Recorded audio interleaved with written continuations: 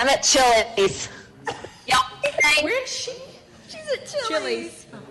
Oh my gosh.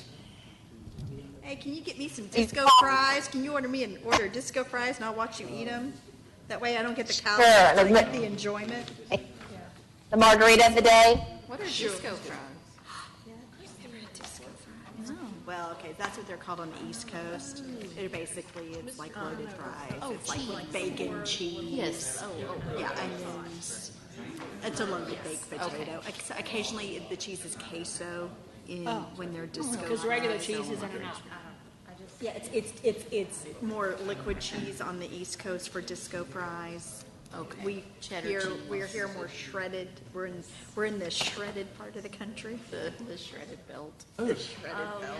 It's entirely possible. I just want you to know I was the first person here since I was the last person. My health of 11. My temperature was good today. Mine was too because I kept the air. Okay, I would like to announce that a quorum is present, the meeting is duly called, and a notice of the meeting has been posted in accordance with the Texas Open Meetings Act. The time is now 12:01 p.m. In order to limit attendance at public gatherings, a limited number of staff members will be in attendance in person at today's board meeting. Members of our leadership team as well as staff members will be attending virtually via WebEx. The following board members are in attendance in person: Tracy Miller, Allison Lasan, Christy Hassett, Jenny Prosnick, and Catherine Sells.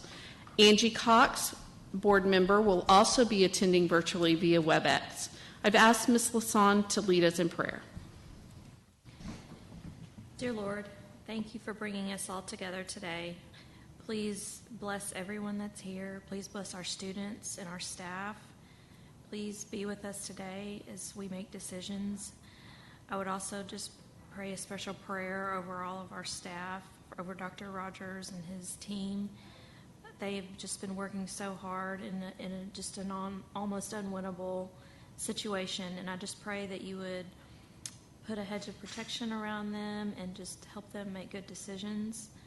Please heal those that are sick and just be with us today and always. In your name we pray. Amen. Amen. Thank you, Ms. Lasan. Please join us in the Pledge of Allegiance and the Texas Pledge. I pledge allegiance to the flag of the United States of America and to the republic for which it stands, one nation, under God, indivisible, with liberty and justice for all. Honor the Texas flag. I pledge allegiance to thee, Texas, one state, under God, one and indivisible.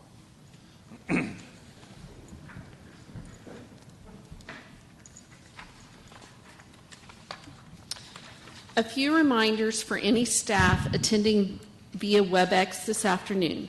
Please keep your microphone muted. If you're called upon to speak or would like to make a comment, please unmute your microphone before speaking. And when you are finished speaking, please turn off your microphone. If you happen to be in the room and are speaking into a microphone, please make sure that microphone is directly in front of your mouth so that our listening audience can hear. Persons desiring to address the Board of Trustees were given the opportunity to submit comments via LISD's website during the designated time frame. Any comments submitted will be read into the record at this time.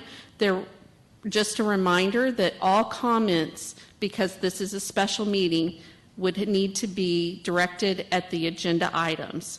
The board also could not deliberate on any subject that is not included on the agenda. And there were none submitted that were on the topic of today's agenda. So, first up, action item, Dr. Rogers. Okay, thank you very much. It seems like we were just together yesterday, but it was 6 days ago. So, I continue to remind myself of this need to be flexible and nimble. And so, board, in your folder, you have a couple of handouts regarding the calendar. So let me tell you initially what started for the reason for us to put this agenda item on this for this meeting. If you remember last week when we were discussing the calendar options, and all the board came to consensus regarding adding 25 minutes to the school day, and it was actually the last column on the handout that you had last week from Dr. Fitzhugh. The part and to add minutes to the day does not require any action by the board. But that last option also talked about to bank that number of days, we would have to go to May 28th, which is 2 days longer than our current calendar.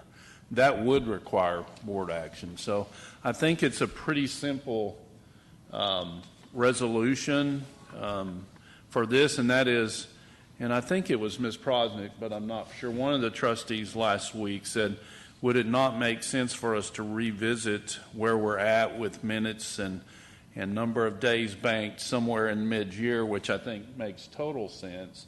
So my recommendation is to leave the end of school right now, May 26th, not have to make any changes regarding the end of school. We can always adjust, but of course the negative is, parents need to know somewhere down the road as much notice as possible. But I think because the board made the choice that we would not remain closed any longer than 5 days before we went to remote, I think the number of bank days we are good with and still can end on May 26th.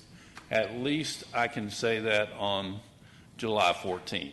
All right. So anyway, so what I did want to also toss out is the idea of, and I know you've seen some of our neighboring districts, and everyone's all over the place regarding the start of school. And we talked about this last week. We talked about what Denton County Health Director Dr. Richardson said, as if we're planning more than a couple of weeks ahead of time. We're really sort of just, taking a stab in the dark. But what we had an extensive discussion yesterday at leadership team, extensive, regarding the implementation of virtual learning and all that would be required to get that up and running. And so, we're sort of in between a rock and a hard place here, because TEA only allows us to lock in parents and their choice 2 weeks out.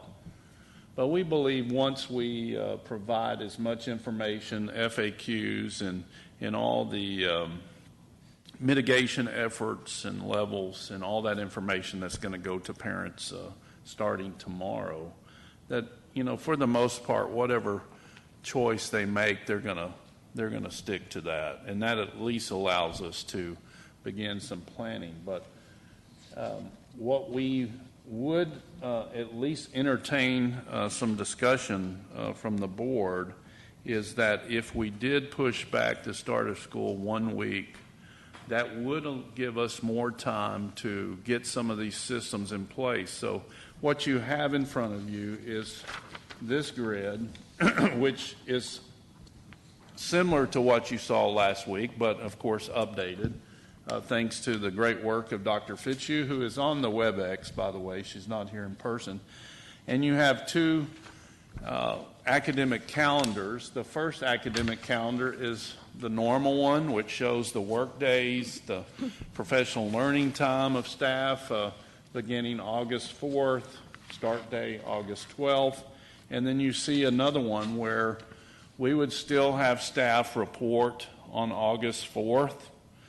We would add and give them an additional work day on Friday, August 7th, but we would spend that extra time training teachers really in two areas. One is this large percentage of teachers that are going to be working virtually with our virtual learners in that option.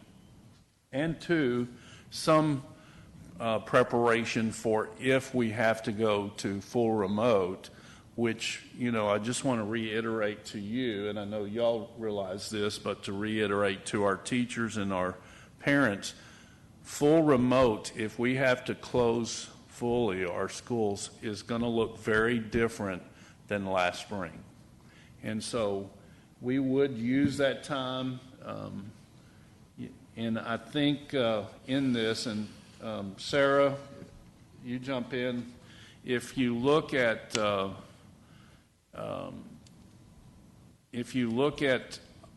number 2B, extended days, number 2B on this chart, it still banks us 8 days. I think anywhere from 8 to 10, since we are going directly to remote, no longer than 5 days after we have to close. And really, we talked about we could actually probably pivot on that quicker because we'll do more upfront training with our staff during this extra week, that we would try to pivot to 2 or 3 days of total closure before we pivot to remote instead of 5. But I'm going to ask Dr. Thornell and Mr. Kobeck to come up because, they were part of the discussion yesterday and really part of the work that we have to do still to get, our students plugged in and access to devices, and of course this major switch. And you saw the results of the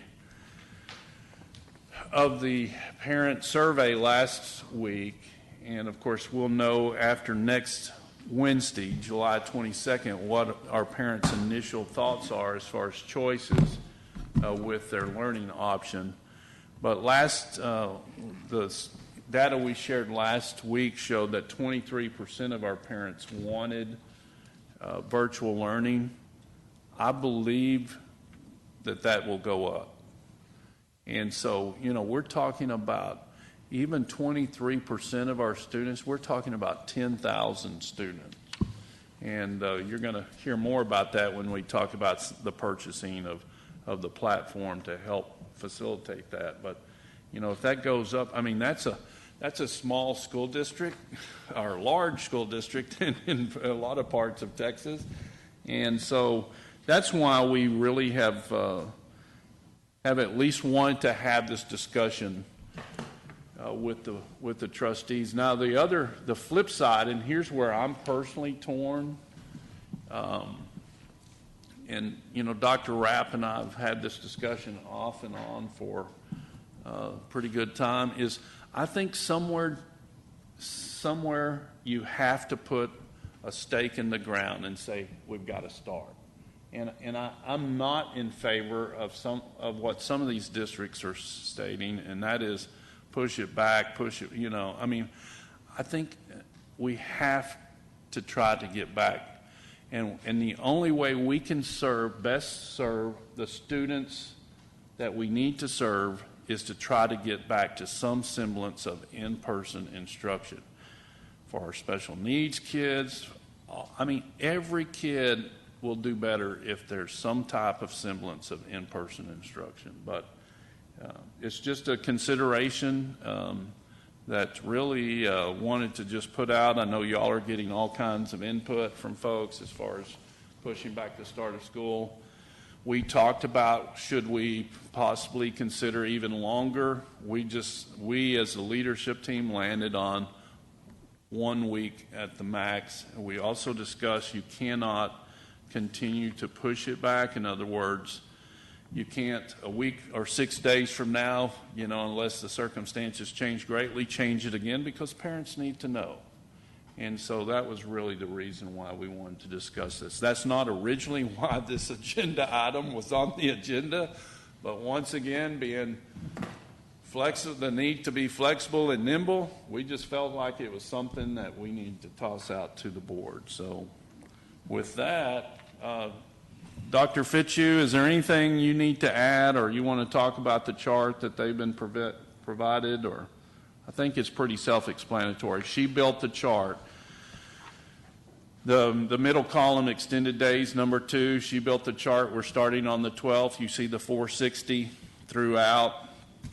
And then, of course, the last column, extended days, number 2B is where we start a week later. And you can see the total minutes at the bottom, how many minutes that generates, and so on. So, Sarah, is there anything else you need to add on that? No, there's nothing else that I can think of. So, Ms. Sells, really with that, we're ready to make it work no matter what. I don't know, Brian, you and Rob, if y'all have some input that you want to add before the discussion starts, or I'm sure, the board will ask you. But Brian, just in general, sort of what does an extra week give us from your point of view from technology? Yeah, I guess would be my question if I was a trustee. I think you hit it on the nail on the head when you said the complexity of starting basically really a whole new offering. So when you think about the creation of master schedules, that stuff typically is done over a several month period. Once this survey is done for families, we're going to have to try to build that in a couple week period. And there's a lot of logistics with that, with different, demographic. What if somebody takes virtual plus? Obviously staffing fits into that a lot. Systems that we might put in place to help support the virtual option, all of those data integrations, making sure that the rostering is all set up. It takes time. And then even outside of that, we know access is going to be a big issue as well for all students, especially the virtual. We have, I think, even outside of having to deal with the response to COVID, this is usually a very busy time of the year for us in general anyway. When you think about our team having to respond to help setting up buildings for all the 20-year refresh, Tech West, Hedrick, and then we still have to deploy all the 4th grade iPads. That usually takes us almost a month. So to slam this in a very short period of time, I think Dr. Fitz, you, Rebecca Clark, myself, David Coons, we were on a call Thursday or Friday, and I think we were thinking, how are we going to get this done? And there's a real concern about the window of time to do it. So 1 week would definitely give us a longer runway. Well, and before Dr. Thornell talks too, you see that some districts are pushing back their start time, but still having teachers, report and just using more training time. We felt like a week, an additional week of training. We had this conversation even again this morning at Thrive with Dr. Miller, Dr. Rapp, myself, Dr. Thornell, is enough time to get staff trained. So I don't know. If we went later than that, then I would just push back the reporting time for staff. I don't think that staff would, but with the 19th, we feel like staff would benefit from that extra time. But Dr. Thornell, why don't you talk a little bit about and Brian talked about it a little bit about the complexities, but just, I think the benefit of pushing it back a week has two big ones. One of them is professional learning, and the other one's getting the curriculum up and running and prepared for our kids. We look at a couple different strands that we've talked about, that if we had that extra time, one of the things we could do is spend some of it with a full contingency plan, which means train all staff in case we have to do a complete shutdown. So that would be a piece that we could do, which would make for a quicker turnaround during the school year. And so that would be important. The other piece, though, as we get ready, we plan to send the declaration home to parents tomorrow about what program they will be in. We're also at the same time going to be sending out in recruiting teachers, if you will, but getting their interest level. And so at about the same time we know how many kids, then we'll know what teachers. And we're kind of, as we talked about last week, creating a virtual school. It won't be a full school. It won't for accountability purposes and whatnot, but we anticipate being a full staff that would need to be trained, with their procedures and all the things that go with that. And so the extra time would be very beneficial to us to do that. We're also asking them to teach differently than they ever have, much differently than they would in the spring, and getting used to some new resources that go with that. So I think that the benefit of the extra time would be great for learning and teaching. And I think, and one last comment, and then Ms. Sells will open to questions, but Dr. Thornell, I think it does allow us to train all staff in the system that if and when we do have to go to remote learning district-wide, we will have those folks already trained and already used to the system that's different than what they did last spring, which allows us a quicker turnaround. And so I think that for me was at least a selling point that I needed to at least bring it to your attention. And so with that, Ms. Sells, we're certainly ready for questions. Excuse me. Okay, I'm going to start with Ms. Cox on virtually so that I don't forget you. So, Ms. Cox, do you have any questions or thoughts regarding? Can you hear me? Yes. Yes, so I just have comment. Basically, I am in favor of starting August 19th and for the 2-week calendar because I really feel it's important for staff to not have angst and anxiety and let them work out any technology issues or questions they might have. I think that's in good conscience for the district. Okay, thank you, Ms. Cox. Ms. Prosnick? Usually go left. So I've got a couple of questions. If we start a week later, how does that look for our high schoolers' schedule? Because we certainly have designed the calendar so that their semester ends before winter break. Yeah, I think you're absolutely right. We always, the fall semester is a few less days than the spring semester. We do that intentionally,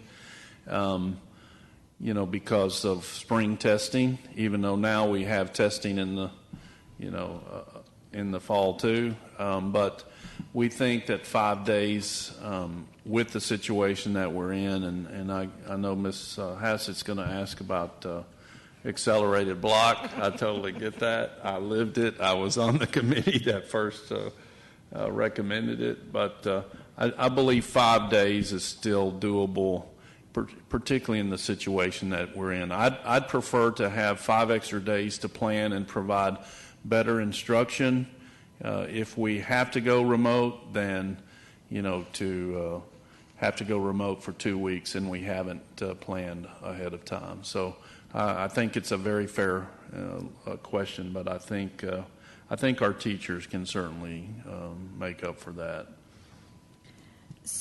And we may need to look at possibly moving the end of the 9 weeks and splitting it between 3 days here and 2 days here. Those kind of things. Certainly, we can look at if we need to. That would be a fair, I think, compromise, is to try to split it between the 2 9-week periods. And then if we do the 19th, and I'm very conflicted about it, to be quite honest. Me too. If we do the 19th, what does that look like? I was the one that emailed you about what are we looking at balancing our semesters, because we can't take all the days away if we bank them on the back end. That's not fair to the spring semester for our high schoolers either. So my question becomes, when are we going to, if we are able to bank some days, and I will put out a suggestion that I had sent to Dr. Rogers, that if we had banked enough days and we had not used them by November, to close schools for Election Day, so that no students would be on campus for Election Day. That was something that I sent in. But I'm just really curious how, being flexible and nimble, how we're going to manage that for the first semester versus the second semester for high school. I think that's a great question. I appreciate you brought up about the Election Day, since that came up in our last week, and I think that's absolutely an excellent option for us to consider is, hey, instead of having to worry about safety and security, just close our schools on Election Day, and I know some folks have done that. And I think we absolutely will have to revisit, if nothing else, just to balance the third and fourth 9 weeks, sort of like what we just talked about. I don't know that I want to balance it by still having the first semester go past winter break, because I think that's more problematic. But I do think we have to, probably when we revisit where we at with days and number of hours and all that in November, then we need to look at that just to give people some notice and to give our teachers some notice. But I absolutely agree. And hopefully, we'll have a little indication of where this thing may be heading, whether or not, it's going to get better or not. But I absolutely agree with you that we have to look at that option. And can I make an assumption for staff that if we did start on the 19th, that week of professional learning could count for their trade days automatically in November? Or is that additional? Yeah, so it can't count for their trade days while they're serving on contract. But one of the things we already had in the works was that we have a different way for them to earn their November trade because of all the learning that they invested during the closure. So we've already come up with a very user-friendly system for them to earn their trade. And so just to give you an idea of how the trade, even when you look at this calendar and it shows that most of our staff report on August 4th, most of them won't, because that is a trade day, a summer trade day. And I can promise you probably 90% plus of our staff take advantage of our trade day for the summer. So really they're not reporting until the 5th if they did their summer professional learning. So. And then my last question, and I will pass the mic. Will this be definitive today? With the exception of the governor or TA, will this be definitive? Because that is one of the things that really frustrates me is last week we were very definitive that school was starting on August 12th, and one week later we're looking at changing that. Yeah, and I think that's a great question. It's something that frustrates me, to be honest with you, Ms. Prosnick. I would like to say that it's etched in stone. I just don't know that anything's etched in stone during COVID-19. I do know that there's a rumor, and I think I mentioned it to a few of you, that the governor may announce the delay of school by 30 days, but I saw him also on Channel 5 News last night, and, I would just tell you that I do believe, as I mentioned, that Dr. Rapp and I had the discussion that we have to put a stake in the ground, and I do believe that the 19th is the stake in the ground unless there's just some major change that makes us have to change that. That's about the best answer I can give you. I understand that. I'm just really trying to give parents at home just some semblance of assurance. Yeah, absolutely. I think that's critical. We know that parents are wanting to, those that want to have in person, they need to make plans, which is why I'd prefer to have that discussion today than 2 weeks from today. So I do think the one thing that impacted a little bit from last week, since TEA had just released their guidelines the day before we met, and that 2 week, only allowing for parents to commit 2 weeks before the school started, as we talked more about that information. Originally preparing, we thought we could get a commitment sooner. And so that has impacted the conversation. It's just unfortunate that those guidelines came out the day right before we met. Ms. Hassett?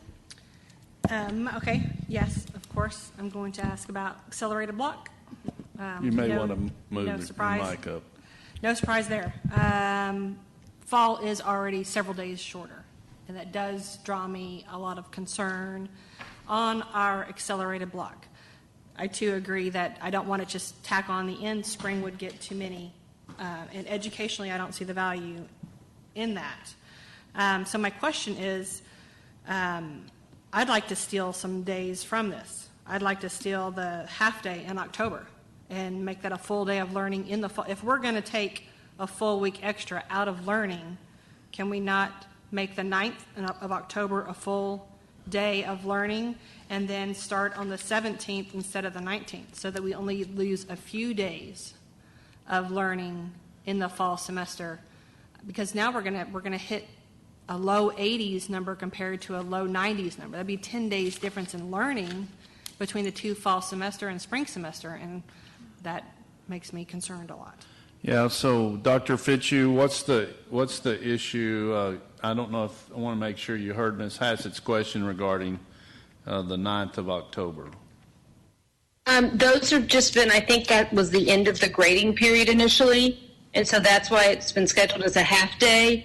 And I believe that the Monday aligns with one of the small, Columbus Day. Columbus Day, right? Yes, yes, I wasn't. So they're taking midterms usually on the 9th or so in high school and middle school, not middle school, high school alone, taking midterms usually around the 9th. Yeah, in high school, the schedule is they take 2 exams on the Thursday and 2 exams on the Friday. They get and really, out. it's not reasonable to ask a high schooler to take 4 exams, 4 exams that count, 15% of their grade, all on the same day. And so that's why it's always been split. And it's always very problematic as a teacher to have a kid in the class when they've already completed all their work and taken their exam, and yet you've still got them for an hour and a half after that on because they did that on Thursday. So that's always been the thinking on that. Well, then can we still a couple of days and start either on the 18th or on the 17th of August rather than on the Wednesday? I love the Wednesday start normally. There's nothing about COVID that's normal. And so can we take a couple of those extra days for instructional purposes rather than the 19th? Yeah, we can absolutely, do that. We discussed all those options. We discussed, Wednesday start versus a Monday start. We discussed, instead of the 19th, we discussed the 24th, doing a week and a half. We just felt like that was too much extra time. Certainly you can take those 2 days prior to the 17th and the 18th. The one negative, which is still something that we can work around, is having that day before for teachers, work day is absolutely something that they, really like, and they absolutely like. And we felt like during this time, maybe more than ever, this midweek start was probably warranted, just trying to get people eased into all the different health and safety guidelines that might warrant a shorter week to get that started. But we had that discussion. It's absolutely something that could be done, Ms. Hassett. I just think with the current status of COVID, we're going to have more of a trial and error on when we have to possibly go full remote. In the fall, therefore, we might miss more learning days in the fall, then we'll be more in a groove of how to deal with COVID as a school in the spring, because we'll have had the fall to understand how. I'm afraid we're going to have more learning days missed in the fall. Then what does that mean, especially for our high schoolers who have a full class in the fall? And so it does bother me a lot. Although I don't like the coming back after Christmas and taking finals. Can I muddy the waters with just a comment? Absolutely. And if you, just in the world of hypotheticals and what ifs, we've built in 8 days of bank time if we're closed. If we're not closed, we can earlier, so you're going to cut your spring semester some days. So this balancing piece, if we don't have closures, if we start a week later, you're losing some days in the fall, but if we end earlier, you're losing days in the spring. So you're going to be cutting from both ends, depending on closures and when closures happen. Does that make sense? Yes, but bank In the days hypothetical aren't world? my favorite for instructional purposes.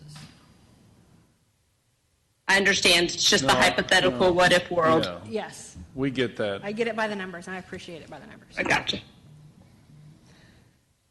Okay. Okay. Anything else? No, I don't think so. Okay, and we'll come back around because as these things, Yeah. please know Ms. Cox and Ms. One Crosnick. question leads to 5 new ones. Yes, One that's answer. right. Ms. Lasan? So, I guess a comment too. I do like your stake in the ground remark, because as I was reading through all these other districts that are, saying they're going to put off start dates, I think it's time. You said it perfectly, actually, because I'm just ready for us to start. We got to jump in at some point. I'm not sure that things are going to change that much between now and a month from now. And so I just feel like we got to get going. And Ms. Lasan, let me just say, even on the Zoom meeting for Denton County yesterday, and I've read more stuff, as I know all of us have, about COVID-19, and but 2 weeks can make a big difference. I mean, in a positive way too. And so, we're hoping that things turn around in the next 2 weeks. But no matter what we found out is we may need a little more time to prepare, and so that's really the reason why I wanted to float it. So my second remark then, as far as that goes, is if staff feels like they need another week or so, then I want to give you what you need, because we want everyone to be prepared, and we definitely don't want to go into something with parents being frustrated or teachers being frustrated at something not working right, at y'all being frustrated at something not working right. But I guess my question was, so we also know that TEA has said that parents can only be locked in 2 weeks before school starts, right? So if we're starting, on the 19th, then that means that, they have to until the 5th or so to decide, right? That's great. But you're saying that it still gives us some benefit in that we can still be training teachers and things in that. So in technically week 3 or whatever. Yeah, I think after we get, we send out our parent selection form tomorrow, and they have until the 22nd. We're going to get a good indication, even though they're quote unquote not locked in until 2 weeks prior to the start of school. We're going to get a good indication that, hey, what initially was 23% is now 40%, and so that's what we're. That's what we're hoping to gain from the parent selection form, even though they can change their mind up to 2 weeks prior to the start of school. Okay. That's another one of those, that's, as Dr. Rapp said, that's a TEA rule that really shows that they don't quite understand how all this planning works. Exactly. Okay, so the other question is a little bit more on the teacher side of things. So we're gonna extend the school day by 25 extra minutes. So what does that look like for teachers? Meaning, let's say, and I don't know the exact time that let's say that their day is from 7:30 to 4 or something normally, but we have this 25 extra minutes. Does that mean that they have to work until 4:25? Or does that mean that they still get to leave at 4? Do you follow what I'm asking? Yeah, and really, you have to understand that teachers, like all of us as employees around this table, are exempt employees. There's a difference between an exempt employee and a non-exempt employee, which is an hourly employee. Right. Teachers are paid to work so many days a year. That's their contract. So at the same time, we're going to be cognizant, that, hey, we've added 25 minutes to the school day, but we can't have teachers running off and leaving before the kids are off the campus. Absolutely, right. Absolutely. And so, we're going to be flexible on that. But there's really no set as far as per law, and Mr. Crownover, there's no set teacher work hours, so to speak, for any of us as exempt employees. Okay. All right. So, but most of them already work 25, 30, 35 minutes later than after school is out. So we're not planning to then add 25 more minutes to that. I mean, it's maybe flex 5 or 10 minutes, but we're going to be realistic on that for our staff's sake. Okay. I just wanted to kind of get a picture of that. Yeah. That's all for now. Okay, Mr. Miller? Well, first, let me just open by, nobody take my comments personally, okay? But we need to put a stake in the ground until we move the stake.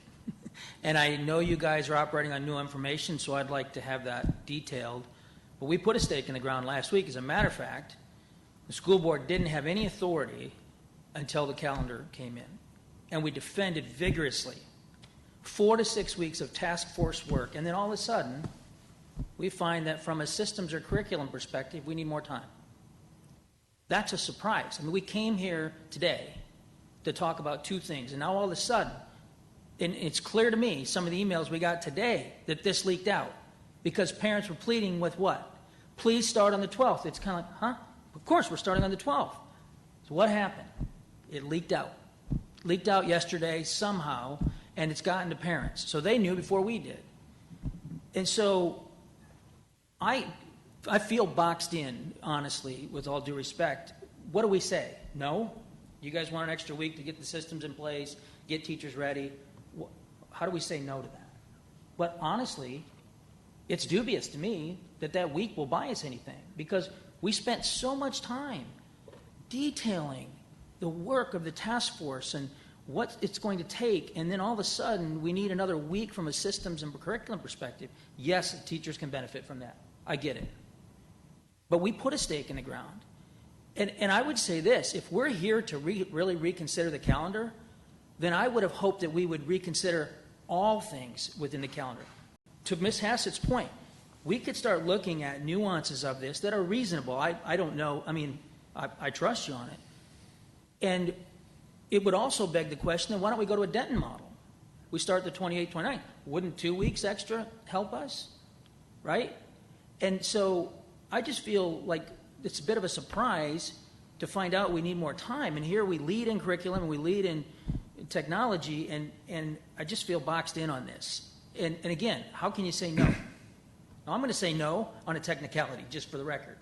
But I get that why it's important. It just, we did put a stake in the ground. And we vigorously defended the models, the work of the task forces, the defending in front of teachers who are concerned about going back or parents who are concerned about going back. We've been defending that, and I'm wondering what's going to happen next week when you all meet and we find out we're going to need to do something else, or that, you know, I mean, what is this it, right? Is this it as it relates to material changes with the data we know now from TEA? Because I don't believe this is based on something new from TEA. This is based on our own internal findings. And I'm not saying this to be disrespectful, but it's, you know, this is a surprise. And I think if we're going to reconsider calendar, I would have come to this meeting with a different mindset and some ideas. And here within an hour, we're going to vote on one of the things that we do have a responsibility for, that we vote on generally once a year. We're going to vote on the calendar. And I thought we were talking about the days, you know, and now we're talking about extending another week. Okay, well, you got us. We got to support it technically, but just what happened from last Wednesday to yesterday? There was a material difference in understanding our technology or our curriculum that would have caused us to say we're going to have to make a dramatic change in our calendar. Yeah, and Mr. Miller, I think that's a great question, and I totally understand. I think you know me well enough that I'm not very indecisive. That's true.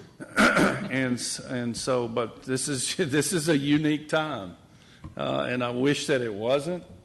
I mean, I just felt like with what was floating around with all of our neighbors, and you see, you know, Michael Hinojosa get on the news and talk about starting school after Labor Day. You see what our neighbors with Denton starting on the 26th. You see what all that at least it warranted a discussion. We'll be ready on the 12th if that's what the board. I mean, I promise you, we get paid to be ready.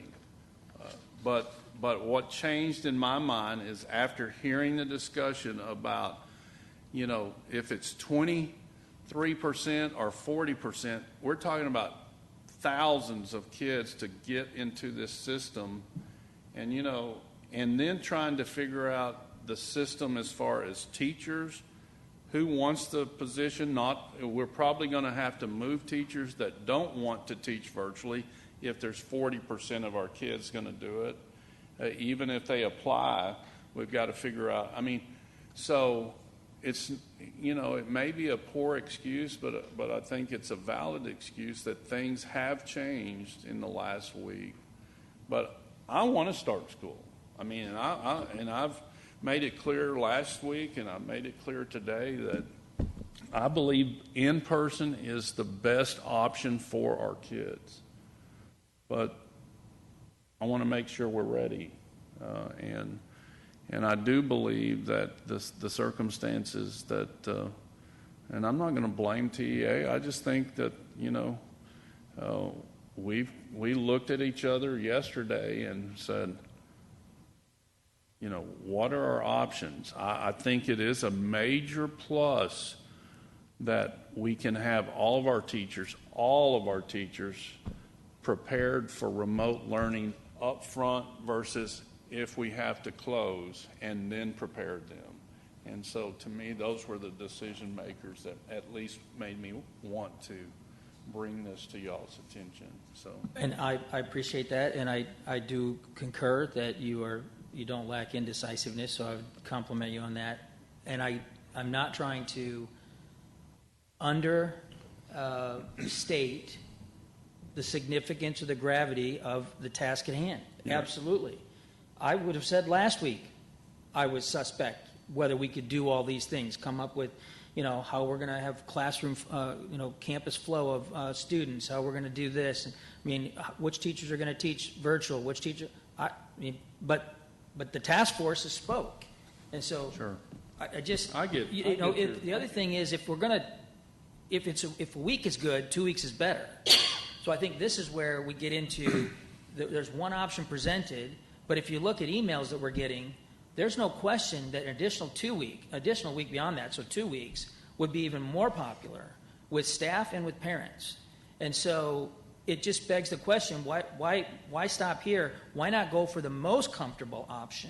And I get that it's because they're downstream impact.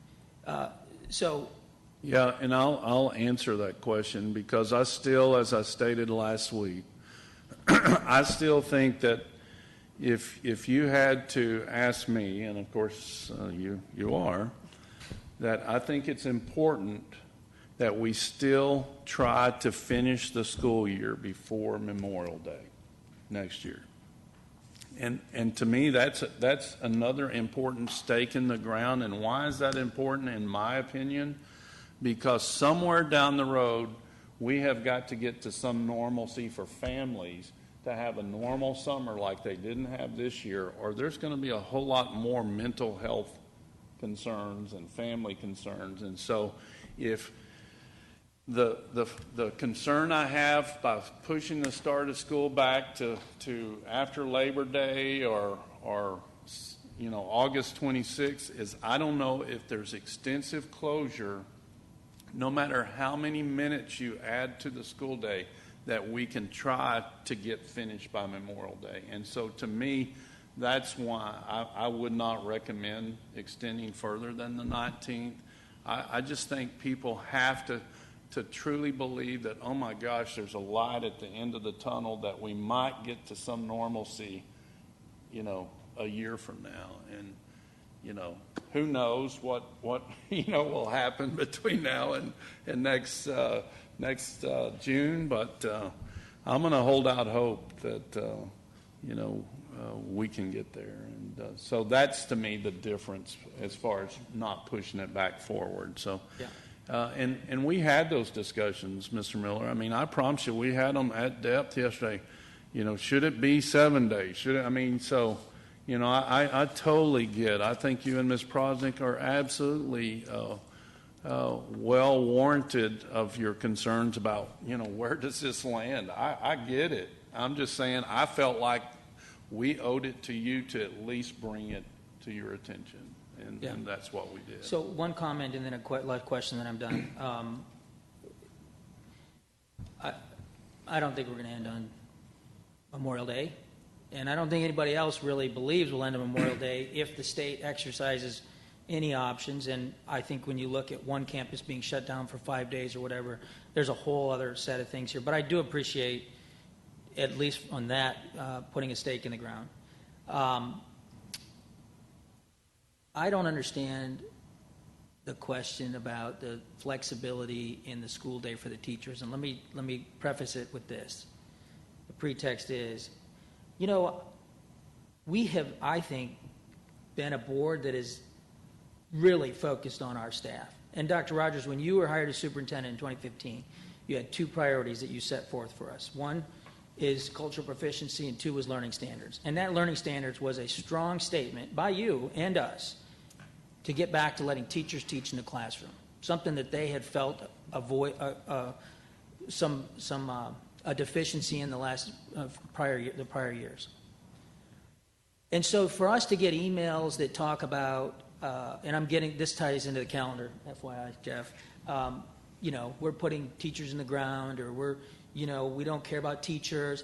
I got to tell you, teachers need to remember when we tell the public that teachers bleed red and they have tears and they have feelings, so do we. And to be told, and so the suggestion that we don't care about teachers or staff, I got to tell you, that is a wound. It's not just a temporary one, it's going to have a scar. Because I think this year we really got creative on trying to take care of our teachers, all of us, on that. I totally agree. And so that's why I feel boxed in on this, because how can we say no? Again, I'm going to say no on a technicality, but I know it'll pass.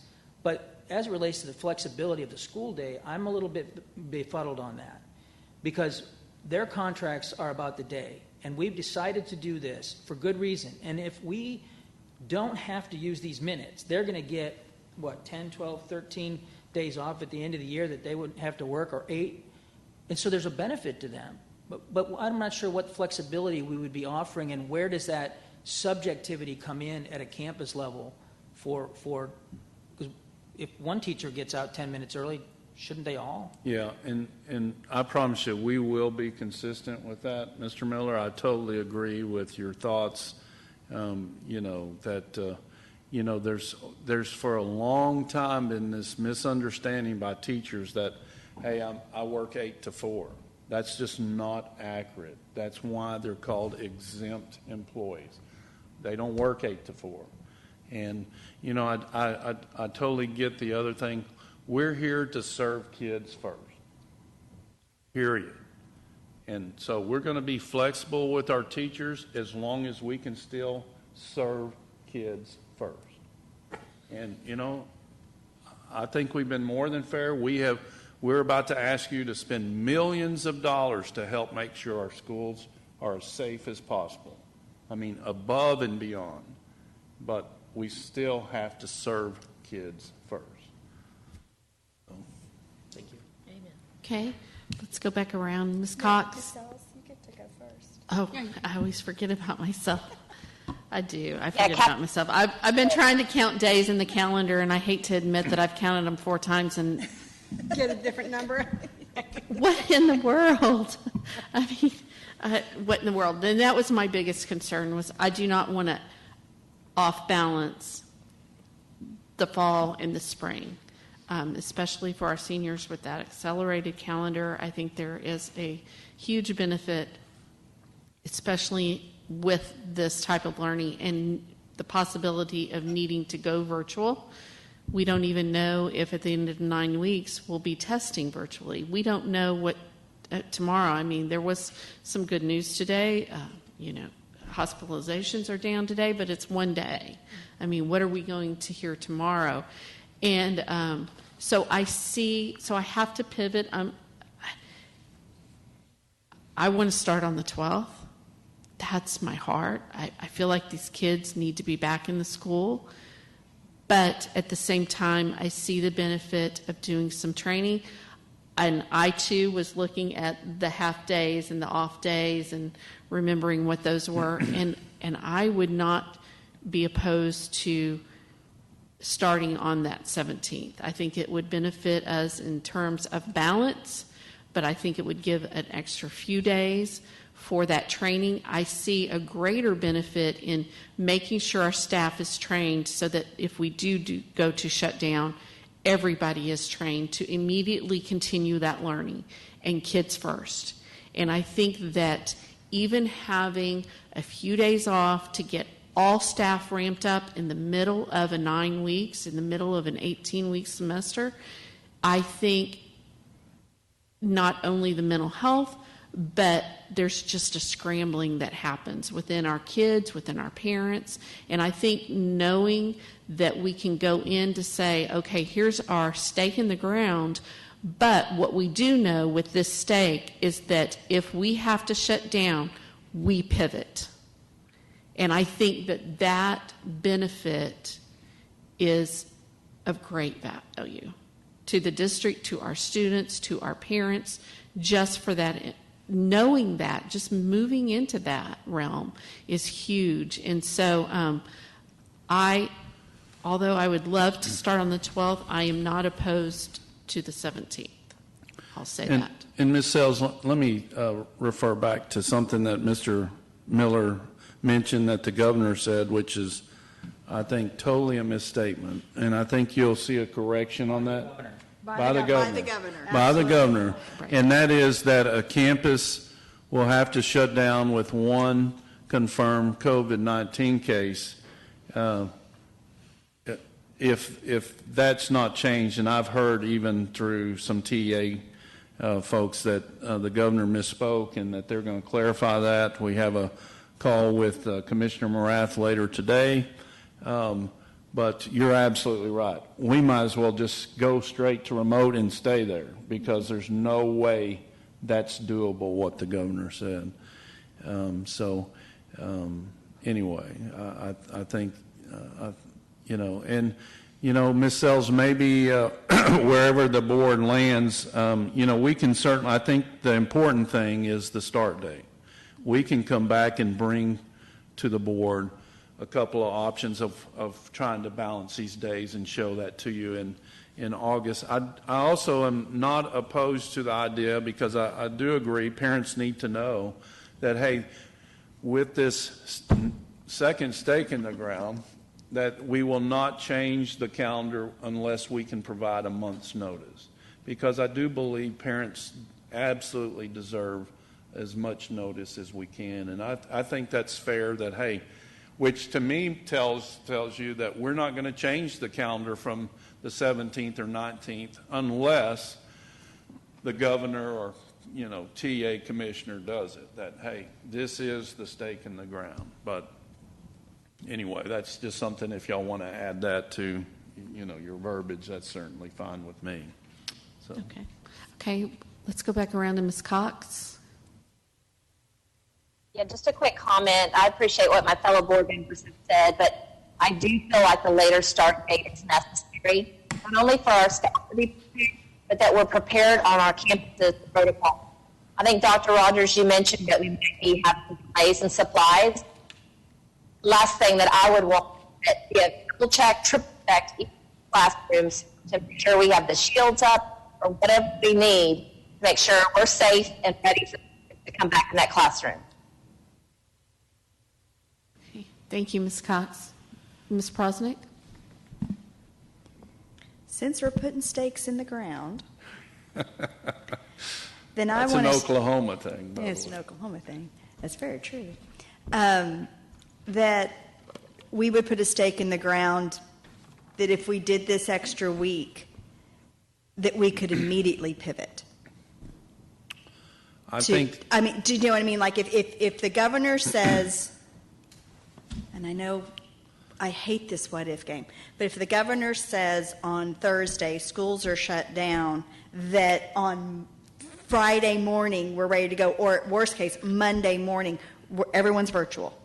And that so we are not losing that instructional time. That's that if I feel like if we give this I think week, that's a fair request. Then I rescind my 5 days. Yeah. And I want it as quick of a turnaround as possible. And that should be fairly quick. Let me jump in on that. Dr. Rapp, I would probably say we could pivot on 2 days. I don't know about one.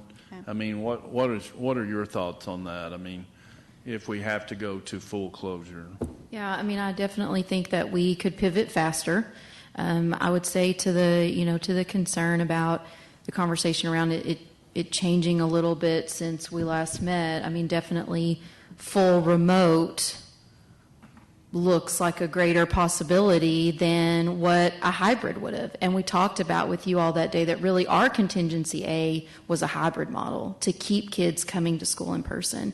And of course, TEA's guidance the day before we met really squashed that contingency A. So if full remote is more where things are headed, then we would be able to pivot faster with these days. I completely agree with you on that. We've talked about the fact that it's a little hard sometimes, even when you do the training up front. If I don't have to use it immediately, I might need a refresher. So I think a day would be helpful, just to say, remember what we talked about at the start of the school year? Okay, now we're doing those things. So I think that would be fair and very appreciated by the teachers, a day's worth of pivot time. Okay, and then I would like some clarification, looking at the calendar, what the difference, I know what it looks like in a traditional year, but this year, what does a work day look like versus the professional learning?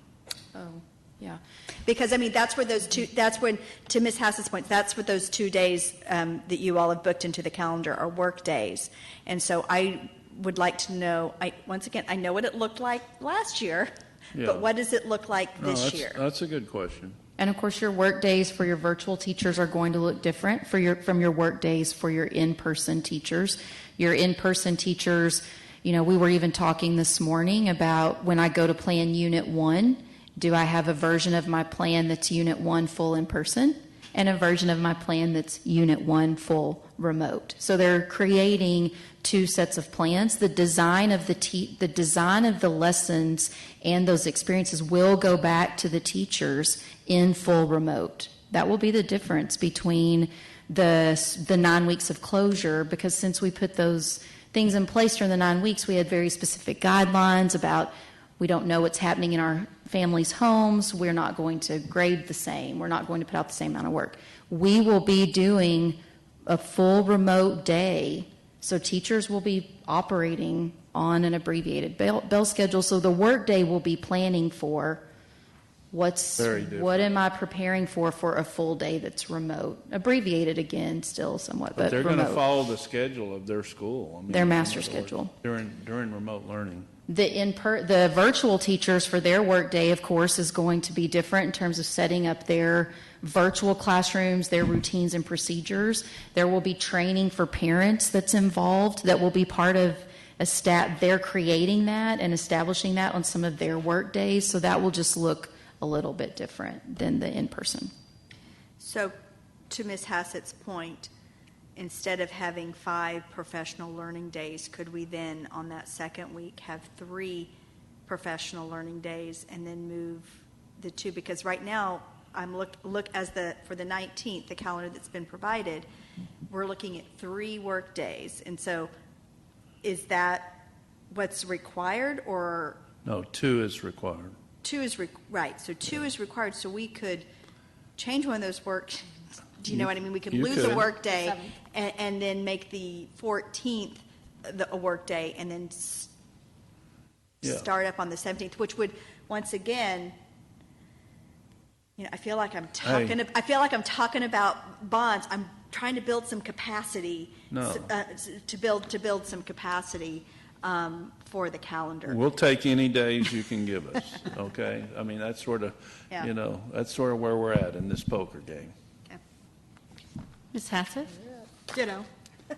Really just about had the same things. I wanted to go sooner. So I appreciate the latitude on being able to switch sooner, and the teacher's latitude eventually. Are we going to solidify the election day on the 3rd right now as well? I think if we're going to start making changes, which is definitely why I would like to start on the 17th, if we're going to have the 3rd as an election day. I'm disappointed that I didn't think about it. Thrilled that you did. Thank you. Because I do think the number of people that will be coming, particularly on election day. And the parking. Oh, dear gosh. And the safety for their kids would be open during early voting, but to be closed. So I think we should decide whether or not we're going to create that now, so that that's solid. Another couple of questions that I came up with, of course. When would we provide the FAQs out to the teachers and the public? This would, if we delayed the week, we would provide this to the public in more time for them to make their decisions too, correct? we'll have that out, so it gives them more time and more information before they have to decide? Well, the parent form is going out tomorrow. I mean, it's set to go out tomorrow, and they still have a week to get it complete. So we're not going to push that back or whatever. It just means that they have a later time to rescind their choice because they have 2 weeks before the start of school. So instead of, whatever it was late July, now it's going to be the 3rd of August. If the 17th is the first day of school. And that will be all spelled out, because it's going to be weird to tell parents that we have a deadline, but the state has a different deadline, to make sure that they understand the differences. And Dr. Rapp and I, along with the work of Brian Kobeck and his group, who's, done a lot of the upfront Skyward type, we proofread and reread these yesterday evening. It's very clear to parents in numerous places that they have the option to change. All right, so, But we will be having the FAQs posted fairly soon? Tomorrow. It will go out. It's going out tomorrow. Tomorrow. The information description along with the FAQs. Which is what we promised last week, and it's going out tomorrow. Via Skyward, like through the emails that parents have provided. And we're also setting up help places at all the high school that any feeder school can go to the high school, and we're bringing on additional staff to help parents if they need help with Skyward. I mean, we know that this is a critical piece that we have to get their input on. And so, Brian's team's creating a call center just like we had. So we put in place a lot of support systems for that. So we'll still have the deadline for them to tell us by the 22nd, even though they really have until the 3rd, if we change it to the 17th. Well, what they're doing, Ms. Hassett, is they're telling us what they are planning as of that time. And then I think the form says that if you choose to change it, you have until this date. And of course, that date will change according to when the start of school is. But, they're going to have to communicate with us that they want to change it. Otherwise, we're putting their kid in virtual or in person according to what their initial. So now it's up to them to tell us that they're changing it. We're not going to send out another survey on the 3rd. Okay. Also, do we have a solidified health plan contingency of when little Johnny gets sick in Mrs. Smith's class? And you can send that to the board?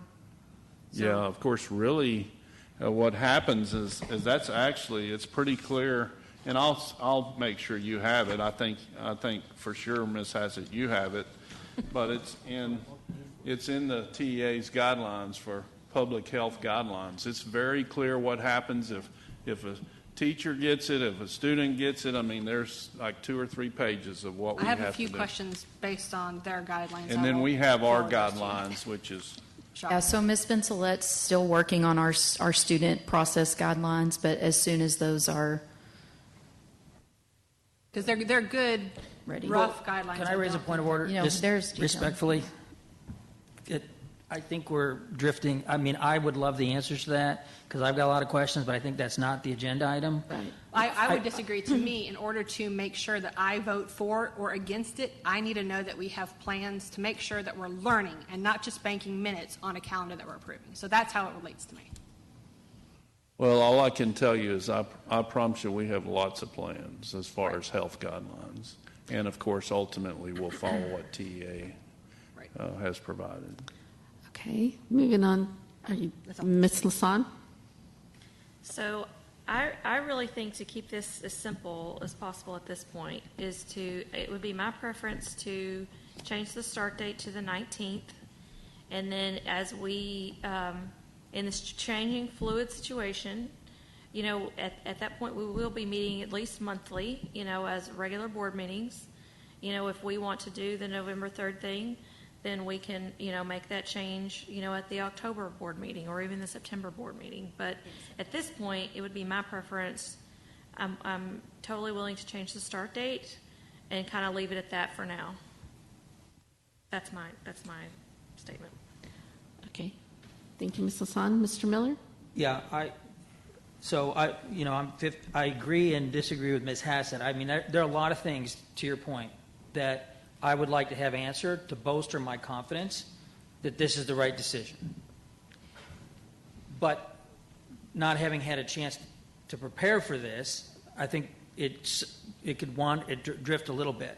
But I mean, there are questions around, again, what's the campus going to look like? What's flow look like? Are we going to go one-way hallways? I mean, a lot of those, to me, bolster the confidence of that we've thought of everything to say that the 19th is the stake in the ground versus the 28th or the 29th.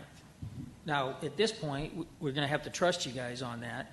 I would ask that we get our FAQs out, the things that we can, as soon as possible, because we just don't have the capacity to take 30, 40 emails a day that are coming to us with that button on the website and answer them with a high degree of clarity. In fact, we can't answer any with other than opinion. So that's just one thought as it relates to, we're going to move the calendar.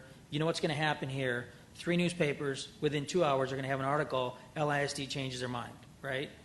So to me, what's on the table, these variations of the 17th, the 19th, I do like the idea of November 3rd being a holiday, or whatever you want to call it, but we could nuance this to death, right? So if we're going to go to the 17th, then we're backing off on the time that staff said that they needed, and we've always felt in the last few years when we moved to district innovation that got us in this calendar thing, that a midweek start was important, because we used to be, the 4th Monday of the month, so we went to midweek for a very specific reason. Now if we go to Monday, we're only giving them basically 12th, 13th, 14th, 15th, 2 or 3 days of additional time to get ready. And if this is in fact a way for us to pivot quickly in the event of a shutdown, then we might as well go to the 19th. I mean, as much as I think we should stay to the 12th, I think at this point, 19th or 28th. That's where I would say. And I think as it relates to the calendar, the other nuances in the calendar, we should go to. I'm saying the 28th because. Well, that's a Friday, so that's a really late. Well, whatever it would be, another week, let's say, right? 26th. Because then you're definitely going to be prepared. You should be prepared.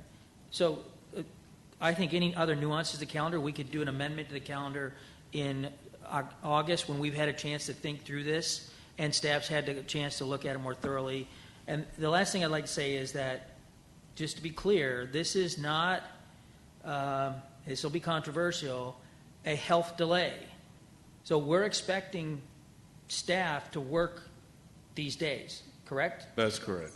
So the delay is only that students will not be in school in a virtual or in building educational environment. Staff will be expected to basically work, as Dr. Rapp talked about, work on the lesson plans, I guess, technology, curriculum, adjustments, et cetera.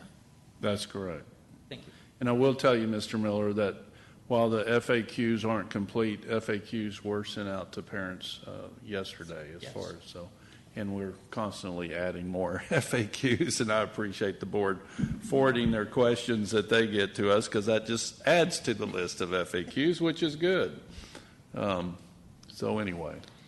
And I'm still, say it again, my heart would love to start on the 12th. I'm okay with the 17th, but I think that stake in the ground on the 19th, when we can say to our parents, once again, when this happens, we can pivot.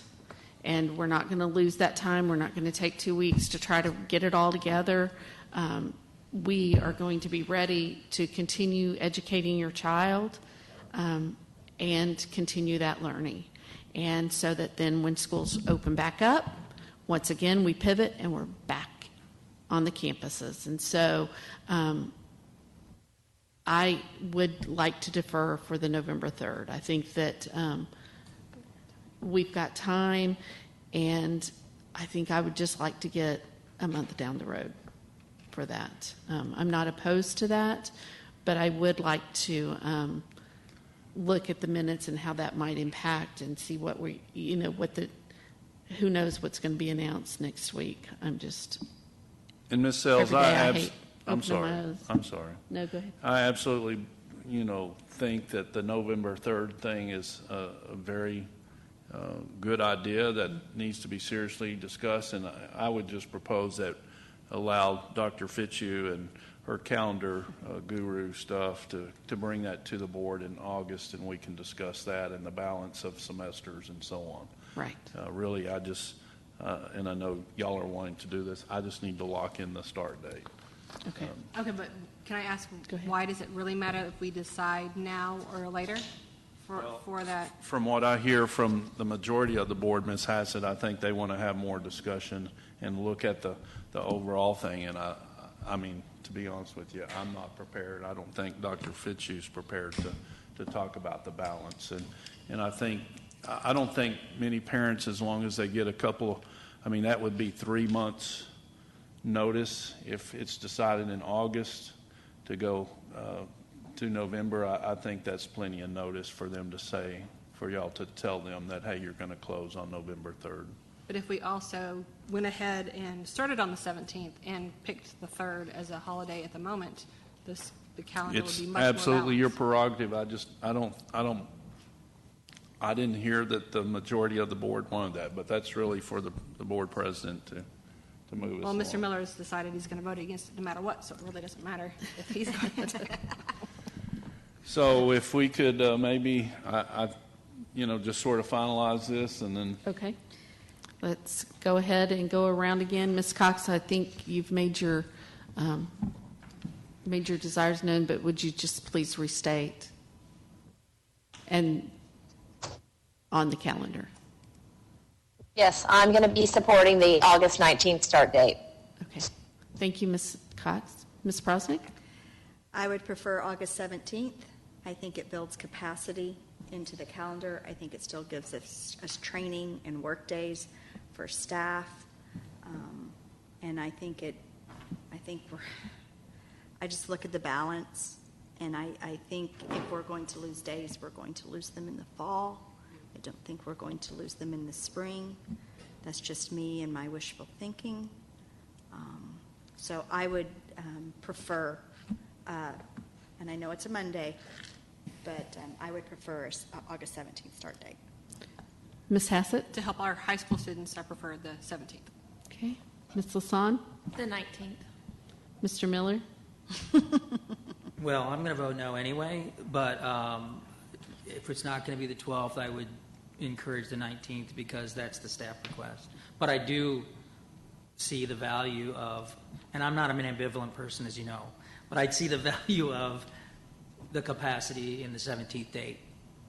But then I would say if we're going for capacity, let's stick to the 12th. Okay. Okay. And I'm supporting the 19th also. So what we will need to do Mhm. So what we will need to do, we'll probably need to go in discussion, but if somebody would like to make a motion. I'll make a motion. Okay, Ms. Hassan? I move to approve the amendment to the 2020-2021 academic calendar as presented by administration. Do I have a second? Ms. Cox? Second. All in favor? Is that, you were my second, Ms. Cox? Yes, she was. Okay. All in favor? Is there no discussion? There's, So yeah, if- Oh, because, yes. because Yes, there needs to be discussion. I do want to make a point Yes. that if Sorry. we do not vote for this calendar on the 19th, It if stays. it is a 3-3 tie, the motion fails, That's correct. and we will start on the 12th. That's correct. Yes. Okay. Let's slow down. That's the Right. I We're really trying to feel, do the I math. almost Slow am can we compelled go? to ask for a consultation with attorney. Can we? Can We can anytime. We can anytime, yes. Okay, so. But I don't know what that would do, though. It's just based on our voting.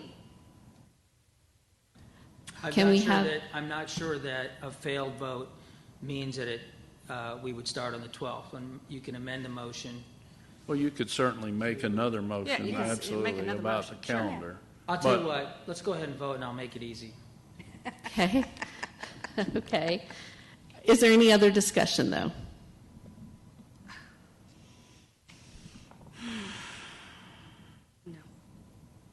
No more debate? Okay. All in favor of the motion as it stands? Raise your hand. The vote is 4. That sounds weird. 4-4. And all 4-2. opposed? 4-2. No, Four I'm in taking favor. 4 in Four in favor, favor. and now opposed, and the 2 opposed. So the motion does carry 4-2. Okay. Thank you, Board. Now moving right along to another fun topic. They're both going to stay, but Mr. Martin, maybe if you could, we'll let you sit down there at the end. So as we talked about the flexibility to try to get some things ordered, and it's not cheap things. It's we wouldn't even be here if it didn't warrant less than $50,000 purchases. But you were provided a draft of some expenditures that we need to order sooner than later. Most of these things we're plan to discuss in August for next fiscal year, but these are some things that we can't wait until August to discuss and get in place for the start of school. And so the first thing on the list, and I'm going to go through the list before we talk about the resolution. I mean, because, I think while the resolution was our general counsel and Mr. Martin just trying to figure out what's the best way that we can get some of these vendors approved and so on in a timely manner. We know that we will need to spend over $2 million for Edgenuity. And so, Dr. Tornell, why don't you just talk just briefly about what this provides for our teachers and for us curriculum-wise for those that choose the full virtual route?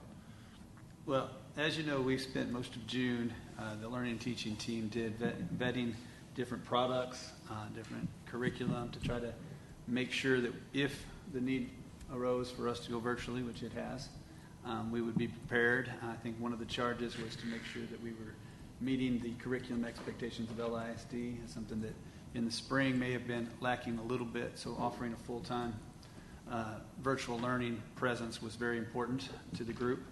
I can tell you they went through quite a few different vendors and looking at different resources and possibilities, including the idea of trying to write our own complete virtual curriculum, and we landed with Edgenuity as being the best of the lot. The pricing schedule is a little different for elementary than it is for secondary, but what this allows, this platform, it's the most engaging of the ones we looked at. It includes some good video resources, some things that would really capture kids, we believe, as best we can virtually. It's not perfect. None of our products that we looked at would replace an in-person teacher, and we don't think that it would, but it does provide a very good platform and a base for our kids to learn each and every day in every subject that they would be provided. There is going to be some work still. We want to make sure that we cover all the TEKS and all the LISD expectations, and our curriculum team will be doing that, but I feel like it's a good starting point and a good base to continue the learning for our kids. Secondary level, it includes quite a few electives. We will be providing tomorrow on the website with the decision the list of electives that must be taken in person, but there are quite a few electives, both pre-AP and AP offerings, and we just feel like it is a good product that would allow our kids to really learn virtually. Some of the earlier discussion I guess I would have to add is you'll see the price in the secondary level is site license, so all our teachers, the word pivot's been used a lot today. Our secondary teachers will be able to pivot in Edgenuity rather quickly. Both price-wise and all district-wide, if we were to go to a full shutdown at the elementary level, we would be working with our teachers to supplement the LISD curriculum, much like what Dr. Rapp mentioned earlier. And we would not put all 23,000 elementary kids on Edgenuity. That's not the plan for that. So, all right. no other questions about that, but those are some of the things that we have looked at, and that's kind of the list.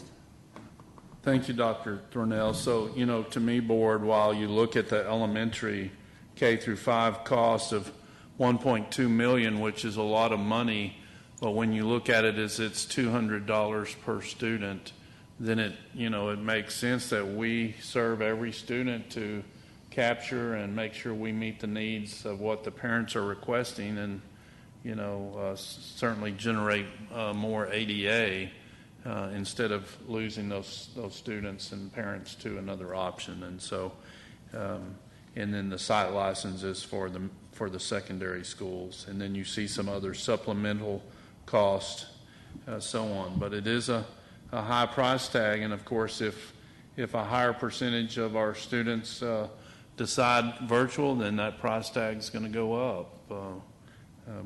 Anyway, I believe that price tag at the elementary is for 25% of our kids. Yeah, we made the estimate of 6,000 students, so that's 25%. Now the price tag for the secondary won't go up because that's locked in because it's a site license. But anyway, so I don't know if we probably just maybe Ms. Sells entertain some questions about this, and then we'll go to the next discussion item. But we certainly want the board to be informed about the kind of purchases that need to happen well before August gets here. Okay, and we'll start questions this time with Ms. Prosnick. So I want to talk about the elementary virtual, and it will be no surprise that my question is going to be about Spanish immersion and the dual language. And so was there not a platform that could support that learning, or is there a supplemental platform to support that learning? That's my question. Virtually, in a complete virtual. Sure. I'm sorry, I'm only talking about After virtual. reviewing many products, we did not feel like there was any system that would completely support either the Spanish immersion or the dual language. We do have resources, and we have information ready, set to go home tomorrow when both programs make their decision about supplementing some Spanish, so the kids will not lose their Spanish. They'll be able to practice Spanish with some of our resources. However, their actual instruction will not be in Spanish, and you will not be able to replicate a classroom learning environment that has been, in Spanish quite a bit. That's just something we feel like we could do. We wanted to very much, and Brian and his team even have explored opportunities of could we video it and whatnot, and those are things we looked at. But we feel like the best recommendation was we couldn't offer a product that we felt was worthy of calling it a full program. But we will do everything we can to give them some Spanish resources to help them. I think the second question that I've received a lot about the program that I'm sure the board is aware of, because some of you have forwarded, is just about whether they can come back to the program should they choose virtual. And I believe I don't misspeak when I say absolutely. The question is yes, they would be able to come back to the program at any time if they chose in-person learning with no strings attached. Okay. Yeah, and I think that's right, Ms. Prosnick. I know about half the questions from these parents is legitimate. Is, hey, do I lose my spot if I take virtual, even if you can't provide the full program? And the answer is absolutely, they do not lose their spot. So we, whether it's next school year or whenever, we look forward to plugging them in. And Dr. Thornell's made it clear we're going to provide them Spanish resources. We just cannot replicate Spanish immersion virtually. I mean, there's just not a good product out there to do that. And Dr. Rogers, can we take a moment here? I believe that we've lost Ms. Cox. If I could ask Ms. Riggle to text her and find out if she's trying to log back in. Oh, I know this well. May we take a short, can we take a Yeah, we can 3-minute take, break? yeah, let's take a 3-minute break. Okay. And Yeah, 'cause she's not even there. no, she's not even there. They're there. Yes. They're there. Thank you all, and I apologize for that, but I want her to hear Yeah. this discussion. No, good catch. Stretch. Katie's the checks.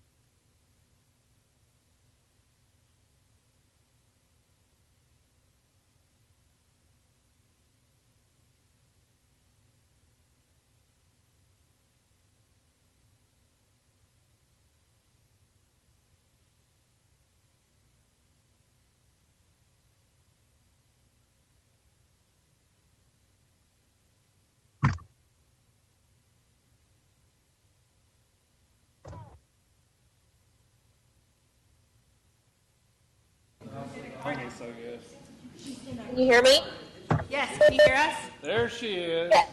Yes? Alrighty, had to go to the car. Oh, so we lost you by going to the car? Now we lost you again. Are you there? Miss Cox. Yeah, there's. Ground I'm here. control to Major Tom. Yeah. Your video's cutting out. You're gonna hear some David Bowie. I can hear y'all. There's no Wi-Fi. Can you go to cell data? Yes, that's what I'm doing. Oh. Well, So I'm good. Hope you're okay. on unlimited. You're on got now. her. Okay. Let's, Yeah. no, Keep going. we've got you. I had a question. And I Thanks for joining us, Andy.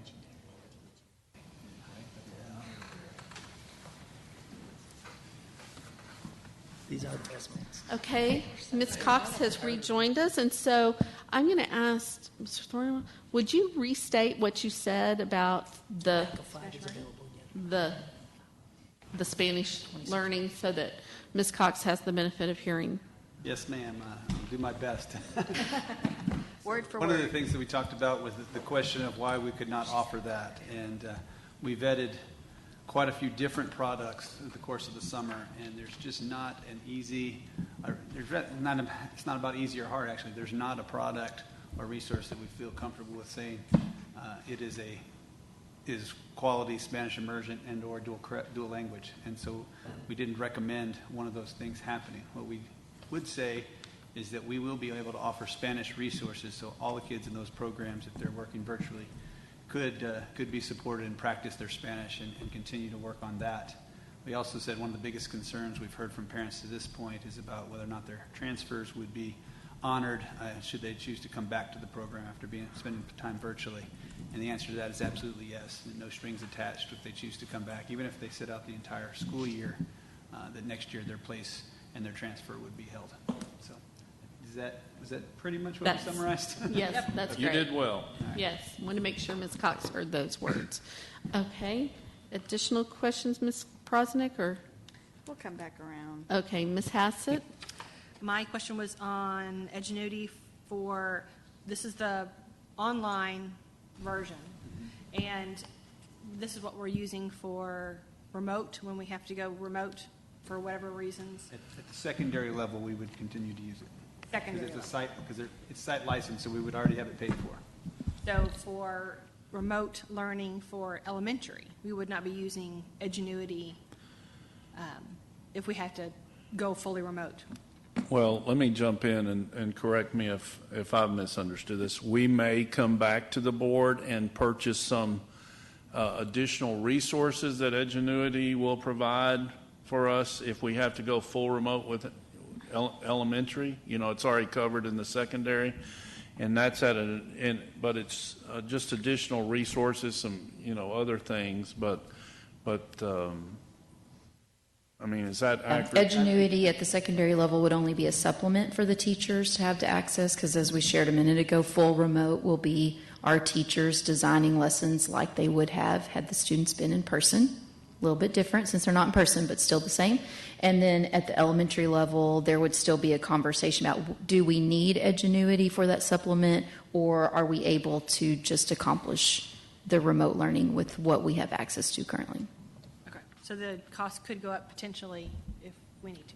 Yes, is what Dr. Rogers is saying. And that's a great point, Ms. Hassett, is what I've tried to put in front of you is costs that would come out of this fiscal budget, this current fiscal budget. There are going to be additional costs that I'm going to talk to you about for next year's budget, but I was just wanting to put it on your plate. And that's why I was asking. Yeah. Is there any way that we could use, I don't want to spend money, but if we think we might go remote and we might need those resources, could we use it for last year's budget, since we do have potentially a little bit more in last year's budget? I think our biggest concern, even if we have more money in this current year's budget as far as fund balance or whatever, right, it all carries over. It's not that, you'll be able to spend it, but what we were trying to do and what Dr. Thornell made clear is with this initial purchase, it allows us to train all the teachers, even though we may have to add more students, after the school year starts. So we just felt like this was the place to start, get this purchase going, and then understand that, of course, we've based this on 25% in elementary. If it's 40%, that amount's going to go up. And based on the fully online. Okay. So I'm just trying this is for our full virtual program. Right. So I'm just trying to make sure that I understand the potential costs that we could incur later if something should happen. And so I think I'm not that's surprised. I think that's a great point. And like I said initially, the 1.2 million, it gets all of our attention, except that when you think, okay, for me to keep or to get new students, it's costing me a couple of $100 extra per student, is a well worthwhile investment. Right. So another question: will we need a budget amendment for this year to cover these, or? Why? But no, Why? I just didn't know. I didn't know. I don't think so. I mean, I don't believe so, but that's didn't know for something that sure. I thought Mr. I'd ask. Youngs and I can talk about. Okay. Those are my only questions right now. Yeah. Thanks. Okay. Ms. Lasan? I guess really my only question is, so the virtual kids will be doing Edgenuity. In-person kids will be doing LASD written curriculum. And so I guess it'll kind of so let's just say the in-person kids have to go virtual, Yeah, remote, yeah. remote. They'll still kind of be on this path, and the people that have already, they'll kind of be still on this path because it's still really kind of different curriculum. That's correct. Okay, I'm just trying to wrap my brain all around that because, Yeah, what we're calling remote, Ms. Lasan, is they were at one point in person, and they're moving to remote versus virtual is staying. Virtual, Right. they chose to be in that Right. program. Shows that they're staying virtual unless after the 9 weeks they got out and got into in person, and then they. Remote is temporary. Yes. It's still 2 tracks. yes. Yeah. And so, I'd also just like to add that one of the things the LNT team is really working hard to do is mirror that as closely as possible. Okay, And so good. there will be, especially at the end of the 9 weeks, there are transitions on roads and off roads to both programs back in. And it's Okay. not seamless, but we're getting as Right. close as we can. and that's what I've been trying to wrap my brain Sure. around with all this because, in general, if you go into a 4th grade classroom in, let's just pick January, they're studying Texas history, almost every classroom, right? And so we're going to try to keep that so that they are studying the same things at the same time type deal. So that if we have a kid who's going from one bucket into the other at 9 weeks, it won't be, okay. Yeah. And You one of get the what I'm bene- saying? I feel like you do. One of the benefits of the program, Ingenuity program, is it lets you kind of move some of those things around, and that's Okay. part of what our team will be doing is making sure they align with LISD expectations and scope and sequence as best we can. Okay, cool, thank you. Because we're going to have students coming back and forth. Right. We absolutely know that. So Right. we have to have some alignment. Okay. Mr. Miller? I think my questions are in 3 buckets. So, Edgenuity for K through 5 it's a per student versus site-based. So, scenario 1. We start school on August 19th, and a week later, we're all virtual. What happens to our cost with Edgenuity as it relates to K through 5? We're not using Edgenuity in that scenario for the students who came to us in person or who were planning to come in person, in the case if they had to go remote. They will be remote with their LISD teacher going through the LISD curriculum that they've been assigned because we believe it is temporary and they will be coming back to the classroom. So their experiences will be designed based on the fact that you're coming back into our classrooms at some point. Versus those parents that chose the full-time virtual, they'll keep using Edgenuity, even if we go to remote learning. That actually would be part of the discussion for those extra days that you guys just granted us, is how can we prepare our teachers to pivot? Good answer, by the way. No wonder we hired you. Why would, just curious, why they wouldn't license K through 5 as a site versus the upper grades? I can't answer that for Okay. why they wouldn't do it. We did ask, I assure you. And yeah, I mean, I think it's a bit, honestly, I look I at the would- model and go, come on, guys, that is a taking advantage of the system that we're in right now.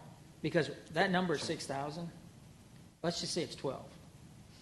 Yep. Then you guys are looking at 2.4 million and not 1.2, and the site-based license gives some cap to the usage. I would say that all of the programs we looked at were much more well-developed and robust at the secondary level. I think elementary virtual learning has got a ways to go for everybody. Okay. And so that's part of probably what drove up the price a little bit, and also our frustration with building the right curriculum. Right, okay. Has Craig negotiated with them yet? Not yet. I'm sure we have other options if we weren't to get a good price on this, right? Yep. So, I want to go back to dual language SIP. This kind of falls in the same category as Ms. Hassett earlier, so to kind of bolster my confidence on the models. You want to clarify what SIP is in case people don't understand? Spanish immersion program. Thank you, Ms. Hassett, and others who helped me this weekend. At any rate, I get that they're not going to lose their place on a transfer, but the remediation required for a student that misses a full year of dual language or Spanish immersion is pretty heavy, right? Sir. So what are our plans to address that, assuming they would go back next year? It's a good question, and I think that it may depend on the individual child and their motivation to practice their Spanish throughout the year, which would be a piece that we would encourage and make sure that we have some progress monitoring tools in place to help them do that. We can, for sure. I don't think that challenge is any different than all our kids that are about to come back right now, and we're going to depend on our teachers to really focus in on what their needs are and go through. But we will commit to get them caught up. I mean, that's the best I can give you right now. But I do think that there are some steps in place. Again, if we provide them some Spanish resources and they practice, I mean, part of that is what motivation do they have to keep it up during the course of the year, and then we'll continue to do it. I think one of the analogies, that I use is the dual language and the Spanish immersion program is a highly specialized experience that we've built out over as many years, as you all know. I liken it to fine arts or in athletics, highly specialized experience. If you were to sit out of band and not practice your instrument, you can't replicate that in a different way, right? That's an in-person experience. And so just in the same way that our fine arts instructors would pick up with where you left off, so will our teachers pick up with. And you redesign your in-person curriculum a little bit to know that you had this many students possibly sitting out. And that's things that we can help impact when they come back into the school building. And I would just add, too, I haven't met all the teachers yet, obviously, but the folks working on the curriculum, and especially in that program, they do not want to lose these kids. They are committed to doing what they have this year to keep in contact with them, to touch with them. So if they choose virtual, they're still going to hear from us and work on it. They don't want to hurt their program. Yeah. You guys are going to provide some more clarity around newcomers and heavy ESL students. I mean, those who have very limited English, and how we're going to, in the event of a full virtual model, how we're going to address those vis-a-vis how we did it in the spring. Mm-hmm. I mean, that's one of those support pieces that's here is what are the supports that teachers need in order to support students from an ESL perspective? Obviously, the remote learning does bring a challenge for our newcomer learners. No doubt that's why we want our students in person as much as possible. But that's one of the things I think their team's done a good job of, is looking at the support. Dr. Thorne, could you move your mic just a little bit closer? I think our at-home audience is having a little difficulty hearing you. Thank you. I would just add that through the task force work, not just ELL students, but all special populations have been addressed as far as the need to make sure they get the services that they are due. Yeah. So, Mr. Miller, let me jump in. That's where you see these additional costs of this ELL support, Footsteps to Brilliance, and the one in secondary, the Summit program. So those are absolutely geared to what your question is about, to try to help with that. Yeah, and I think the last question on this line item of $2.158 million is, and again, it goes into kind of bolstering confidence around the virtual model. I think there's confusion, hey, if I'm in the virtual model, I might have flexibility. I could maybe go on vacation or San Antonio, right, to Six Flags, although that's probably not a viable option, but, hypothetically, that's not the fact, right? A school day is a school day. We're going to limit screen time for the younger kids. We're going to take attendance. It's right. So number one, that's you're absolutely right. The rules that TA has given us for this school year are very, very different from what we had last spring. Attendance will be taken daily.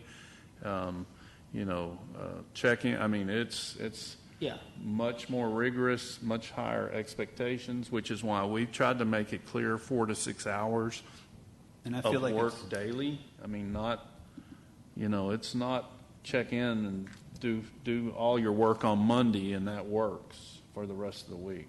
I feel like it's pretty clear on the declaration form that they have to do it daily. Now, I think everybody they else haven't reads seen it, may think differently, but I think they haven't seen the declaration Yes, form. that's That's why right. there's Sure, clarity coming absolutely. out. Because we do have a lot of people sending us messages right now while we're in this meeting. So that's, I think, Yeah. and then the last thing is we've seen this kind of questions or queries around, well, could you just use this infrastructure to support a kind of a homeschooling environment? So we're sticking with an LISD program, but it's kind of supporting a homeschooling model. That's not what we're doing, right? I mean, we're going to have to stick to kind of a scope and sequence that's common versus a parent can just say, hey, I'm Monday, Wednesday, Fridays when I'm doing stuff with my kid for school. That's not, unfortunately, how it's going to work in this model, correct?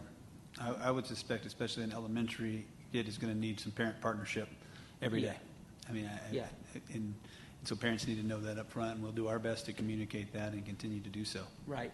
And absolutely, because we've always said back when we were in strategic design, it's a partnership with the community, right? But we really mean parents especially and the community. But here in particular, I think the questions are related to, can I use a scope and sequence that I can determine as a parent when that happens? So 8 to noon on Monday, Tuesdays, Wednesdays, Thursdays, and I'm off. That's a homeschool model, right?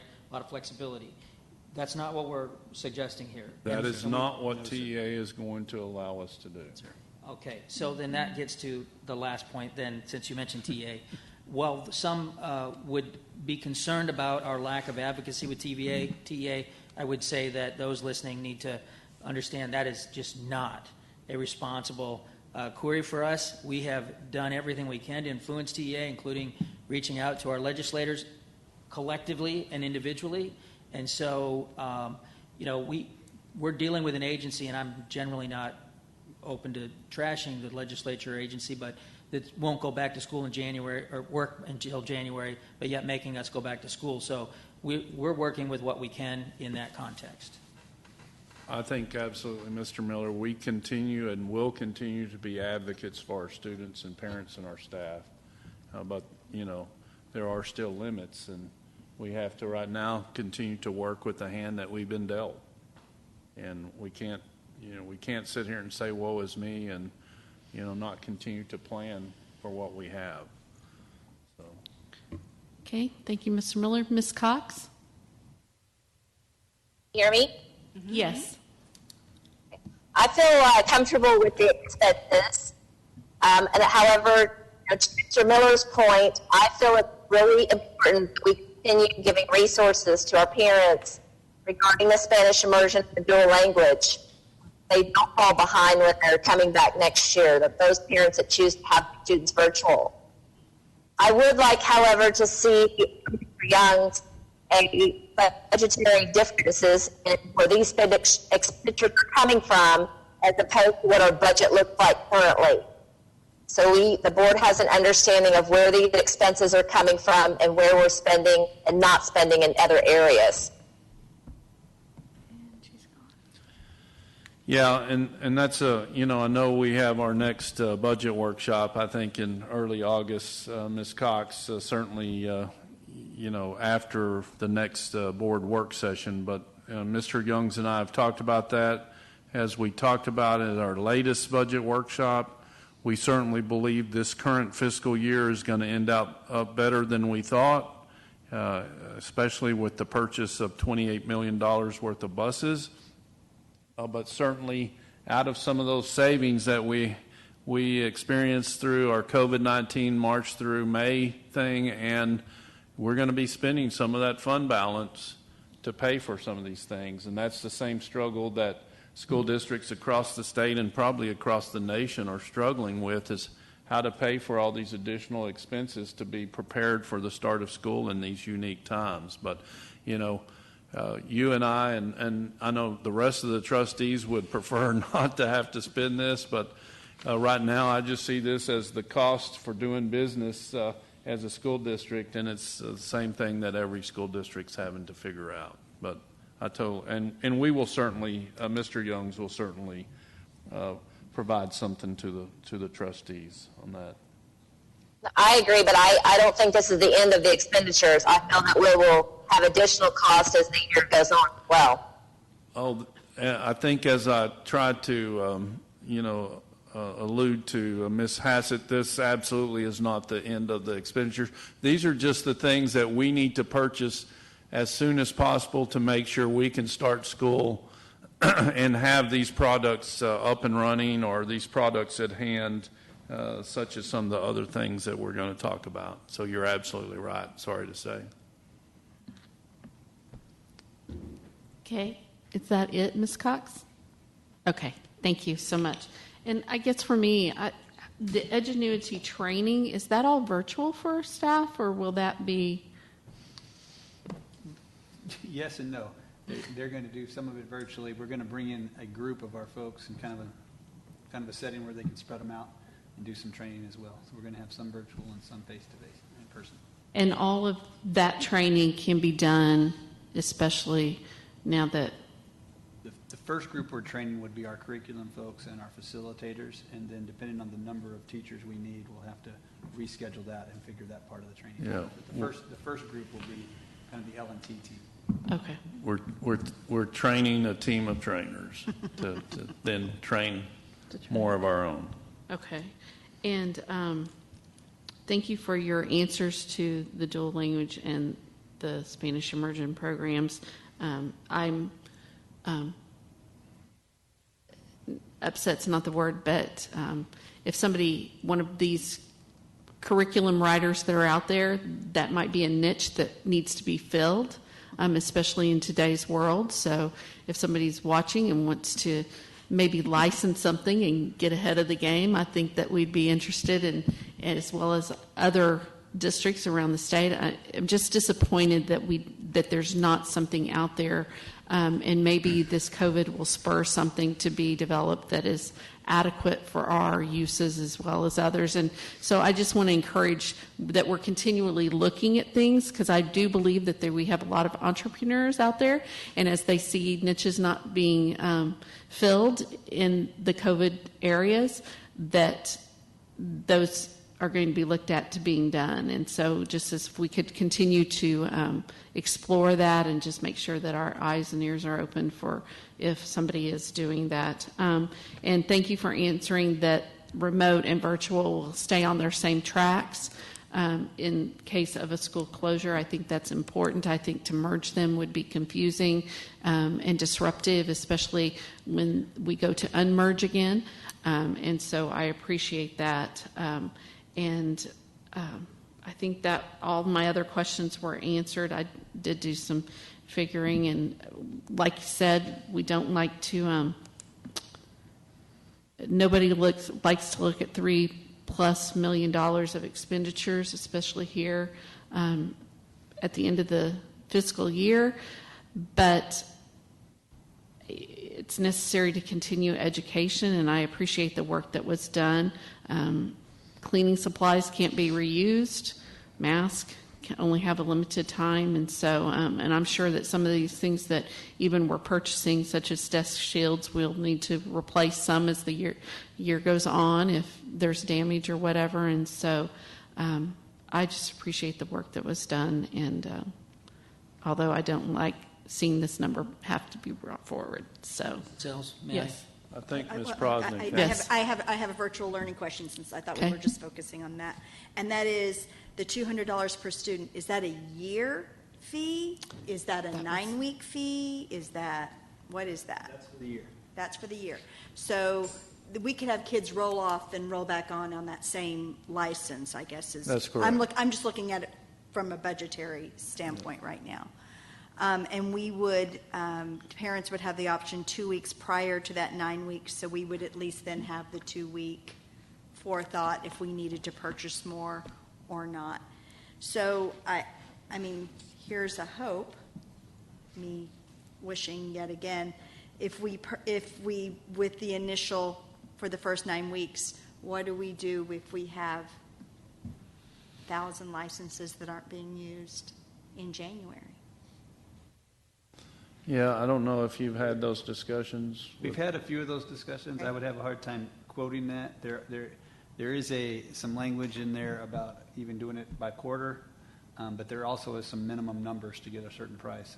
There's some breaks at 1,000 and 5,000, and don't have it in front of me. We'll leave that to Mr. Martin. I'll leave that to There are Mr. there are a few on and off ramps, judging what finance would say would be the best way to do that.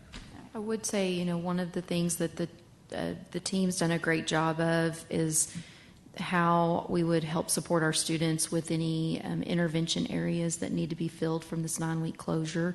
So should we find ourselves in a situation where we have some licenses of a different resource, it never hurts to have additional resources that our campuses can use. If a student has gotten tired of the iStation intervention or something of that nature, then we could maximize the work that they've put into looking into Edgenuity to repurpose it for that purpose. And I would just say on the language part, there's really not a great, when it comes to elementary virtual learning, that's just not something that's been a thing. And so anything with multiple languages at elementary is really hard to come by. So I agree with the entrepreneurial aspect of them. I was going to ask a question.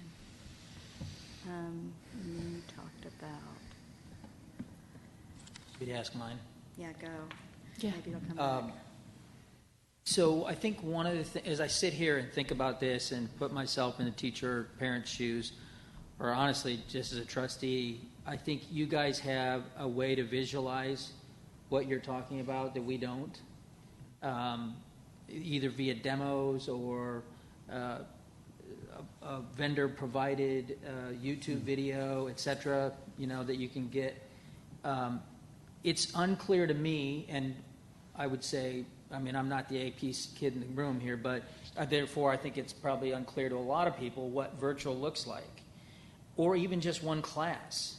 And so to the extent that we could provide a few scenarios, and it would, I think this feeds into the yellow section here on special ed too.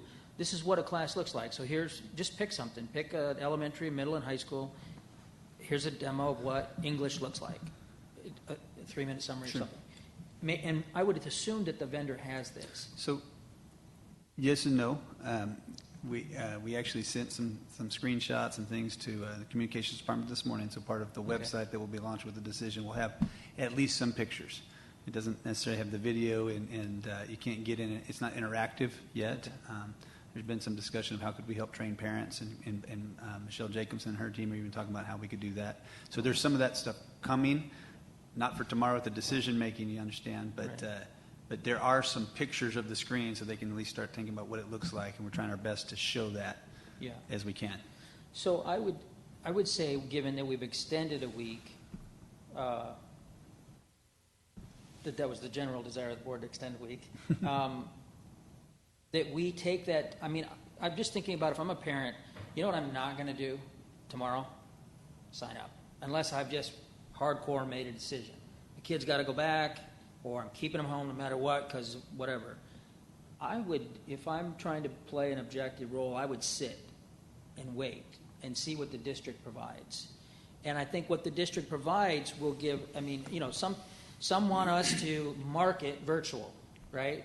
Hey, we've got to provide these options, so push virtual to keep teachers out of the classroom. Someone like that, right? I'm not advocating that, but I think there's so much that is yet to come over a 3-week period because we're extending.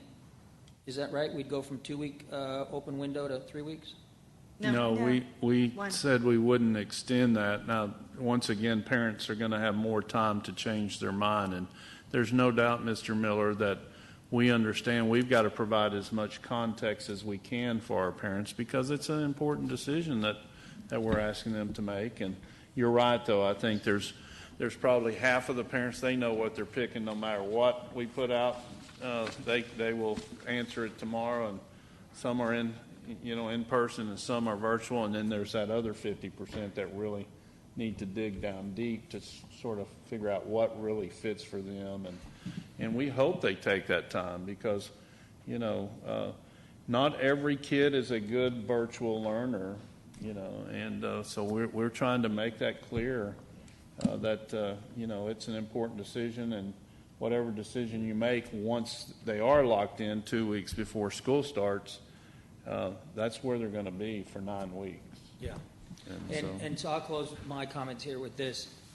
I think that there are 2 to 4 trustees that will be on this website, Edgenuity, shortly after the meeting. So the vendor probably needs to be aware of that, and you should, because you're going to get questions, right? So, I mean, I think it's just, if we have questions, parents will have questions, and I know you guys probably anticipated that. So thank you. I did remember my question. Okay, Ms. President? At the end of this past year, I know that we put teams together to rework the curriculum for the beginning of the year for a more in-depth and thoughtful review. And I'm assuming that was done for the in-person. So what does that look like virtually for elementary specific is what I'm asking. Yeah, I'll ask. Do you want to address that first? Or? So, one of the things that I know they're, as Dr. Thornell shared, they're really working hard on is that alignment between what a student's doing in the LISD curriculum alongside for the on-ramp and off-ramp. What they did with the in-person curriculum is build the review in when it mattered the most. So science is a great example of this. I may have missed something the previous 9 weeks that it doesn't make sense to go over at the start of the school year, because when I need it is when I'm about to go into that unit where it matters. And so that would be a question I know their team's working on, is what are some of the supplements that they need to include with Edgenuity that help fill a little bit of those gaps. One of the reasons that a virtual online learning system, and we've done this with VLA all along. We leverage Apex licenses in our VLA program, right? So this is really no different. We're just looking at the different platform. Because it's more self-paced and it accommodates a little bit different pace of learning, you get to ask your teacher questions along the way that are different than when I'm in the whole group classroom automatically. So that's one of the things that we've talked about with the virtual, is that teacher working to identify what are you struggling with. Your approach has to change a little bit. What are you struggling with? What are you having problems with? Because some of the things we may have thought you were going to struggle with in person, you may actually be fine on, and you can sometimes diagnose that a little bit easier with a virtual platform. So it'll look a little bit different in the way the virtual teacher handles it, but they'll also work on the supplements that are needed as well. And it will be completely asyncratic, or will there be any syncratic? Virtual? Virtual. Right now we're working on it. Okay. Asynchronous.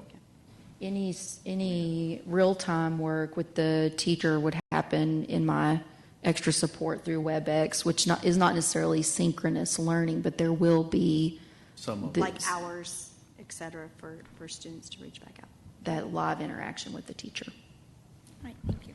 Thank you. Ms. Hassett, did Are you we have an asking additional? questions about the special ed? No. We haven't gotten there yet. We're still in the purple. Then that's all I have. Okay. Anybody else? Questions? I had one question. Does the licensing for the student, does it follow the student, or is that an aggregate number that we have available? It's an aggregate. It's an aggregate. Okay. Yeah. So and I'm just thinking forward as we've got that movement. Yeah, we utilize those same kind of licenses as Dr. Rapp said with Apex and other systems. So no, And we those wouldn't are tie all- it to a kid. It's Right. Okay. Perfect. Yeah. Okay. Thank you. Okay, moving on. Okay, special ed. So, of course, there are additional special ed, and Dr. Talbert and her group have just done a masterful job. As we've talked previously, we know we have to provide additional support for our self-contained classrooms, additional support for our staff and the kind of PPE that they need, and additional support instructionally as far as software packages and so on in case some of our special ed, not in case, when some of our special ed parents choose virtual. And so you see that I listed, we sort of combined it, but you see the type of classes that all these programs are for, which are, very high needs classes. And so I and Dr. Rapp sort of combined it. If you want a breakout, I actually have a breakout of the various expenses. For instance, Teach Town Basics is our Teach Town Encore is $189 per student and $500 for the teacher to be trained and have that package. So that's probably that is the most expensive besides iReady, which is like $60,000. All the rest of these are really, $19,000 or $20,000 or $3,000, but we just sort of put it all together in a package. And I think Dr. Talbert is, she's on the WebEx. So if you have specific questions, she's here and ready to go. Okay, let's go ahead and start with Ms. Hassett. Do you have any questions? I had a clarification question on the top bucket of all the classes, curriculum and online software to support the self-contained settings listed. So what this is for online, for AVLS? So, Dr. Talbert, all the different software packages that, total up to mine and Miss Riggle's total of $169,083. Is that mostly to help with those special ed students that choose virtual, or is that some other supplemental? Yes, the software they're being purchased for our teachers to provide more effective instruction, both for the in-person and for the remote learning situations. So if parents choose virtual, we'll be able to utilize these platforms with the virtual. If a parent chooses in-person and then we end up going remotely, it'll help us supplement the learning. Okay. And all of these types of courses are able to be served remotely or virtually, including AVLS, and we can serve the students effectively in a virtual platform? Well, we know that in-person learning is more effective, but in some instances where the parents prefer the virtual, we will be able to provide a combination of this computer-based instruction along with teacher-led instruction. Okay. And so we have to provide our special ed parents the same options as our regular ed, but we would never say that it's going to be the same as good as an in-person. Right. But they certainly have the right to make that choice. It would be much more driven by student-teacher interaction, not quite synchronous, but one-on-one interaction with the teacher. Is that correct? Did you hear that question, Dr. Talbert? Yes. If I understand, you're talking about for the virtual learning option, correct? Yes. Yes, we're gonna be able to provide a combination of asynchronous and synchronous learning.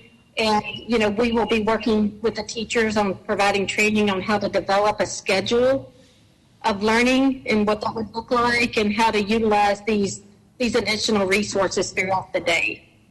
And training for the parents as well? Yes. That's all. Thank you. Thank you. Okay.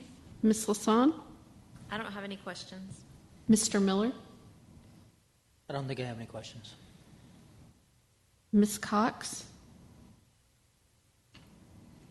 Oh, did we lose her again? Ms. Cox, do you have any questions? She's got a triangle. Trouble She's triangle. a triangle. Uh-oh. She's in Bermuda. Okay. She is. Gone to Bermuda. Okay. Let me check with her real quick. Michael, is there a code to log back in? Yeah, it says a code. Need the code. It's disappeared. It's the same. Will you, please? Did you just text her? Yes. She answered. Oh. No, she did actually text. Heaven forbid, yeah. Okay, he just sent an invitation. I said that Michael's were sending.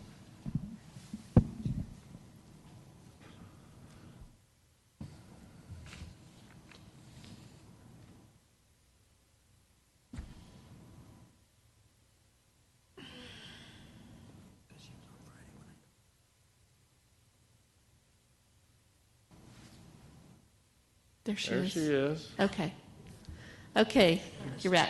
Okay, you're up for a question, and we are on the special ed portion.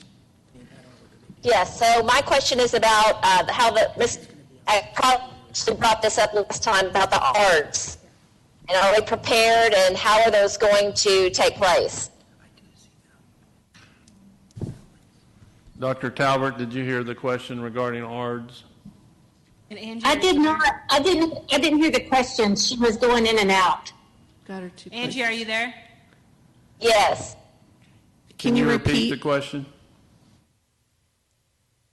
So my question is, how will the arts work as parents decide to go virtual for all that? Okay.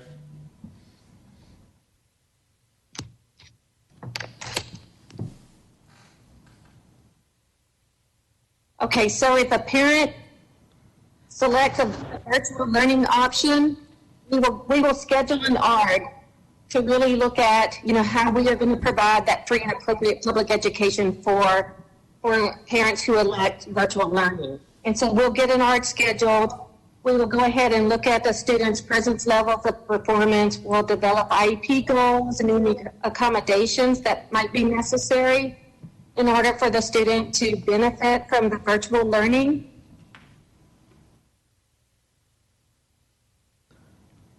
Okay, thank you. Is there any other specific questions you have about that? What? I'm just hoping I'm answering your question fully.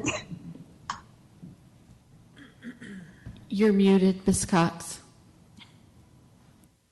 That was my question. Okay, thank you. Okay, and Ms. Prosnick? So I have more of my questions are on the PPE and the classroom needs and that estimation. How did we come up with that estimation? I mean, did we assume everybody's in person? I'm kind of curious. So, Dr. Talbert, your estimation on ordering all the PPE, the face shields, the isolation gowns, and other things for the self-contained classrooms, the question is, were you making the assumption that 100% were in person, or did you take, and these are estimated costs, even on some of the things we're going to talk later about, but Dr. Talbert. Right. We estimated based on the number of evaluation staff that we have, and then also the number of self-contained classroom settings. And then we tried to quantify, an average, what would be the number of times a staff member would have to engage in close proximity activities like toileting for a student, or for maybe a possible restraint, or whatever the activity is. We try to just do an average based on average per day, average per week, something like that. Based on full attendance? Based on full attendance, right? Based Yes. on full in person? Kathy, I think Well- based on the fact that every self-contained classroom would be operating, even if it's not operating to full capacity, That's a good still point. expecting that every self-contained unit would have some students in it. So I believe, Dr. Talbert, correct me if I'm wrong, but you based it on the fact that we believe we will have students present in every self-contained unit. Right. Okay. And it is a guess, educated guess as to how many face shields a teacher's going to go through in a week, or how many gowns disposable. So is this a yearly estimate? Is this a beginning of the year estimate? No, this is, once again, this is. And I what- understand Yeah. I completely understand. I'm just trying to understand if this is, I do not expect this to be a one-time expense, but will this be repeated monthly, quarterly? Well, I don't think monthly will, but this is an expense to get school started and to get us into the school year, and then, we'll see how far it stretches. If our guesses were good, then it'll stretch further Right. than if they were off, and we said, we thought we were going to need 3 face shields a week per teacher, and we have to have 5. So those are the kind of things that. But no, I don't think we're going to get through the school year with all of our self-contained classrooms and only spend $95,000 for PPE. But let's hope, but I doubt it. So. And Now, the desk shields and those types of things, of Yeah. course, those aren't quite as disposable as.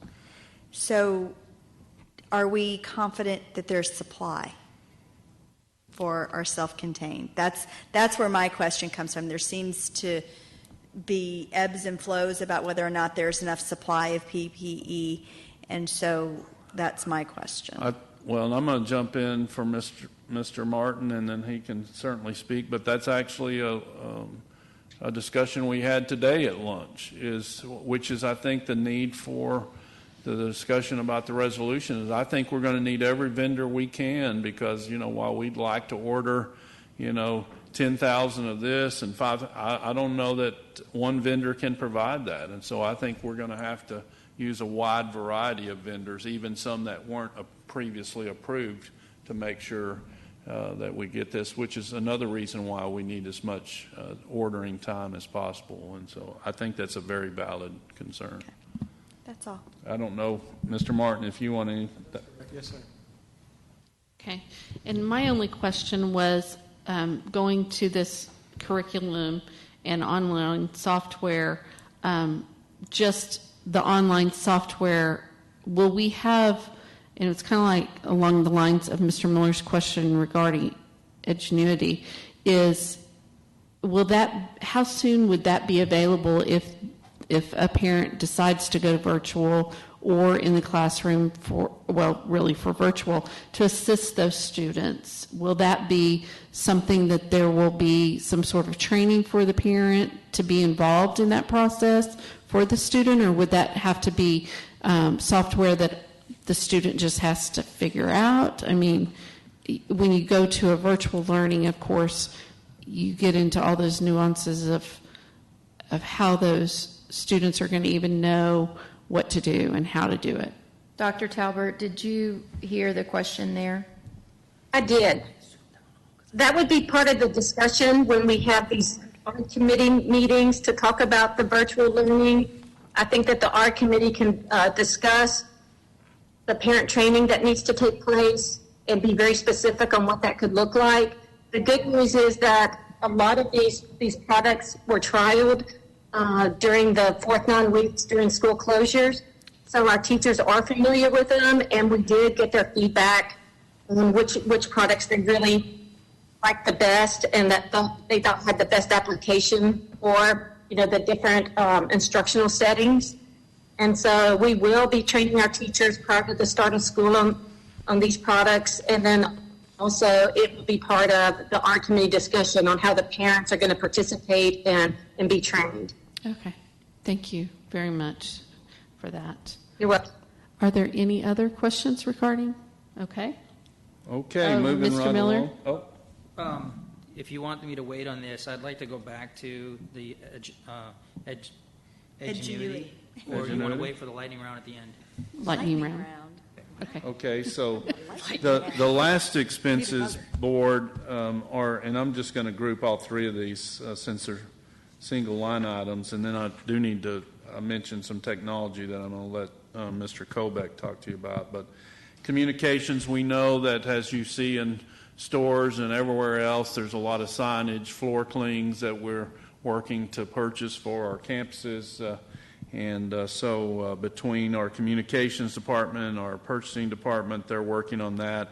We feel like $50,000 is a high number. We think it'll come in lower than that. Health services, N95 masks, which are not the typical masks. We're not receiving N95 masks from TEA, even though we're receiving a lot of masks.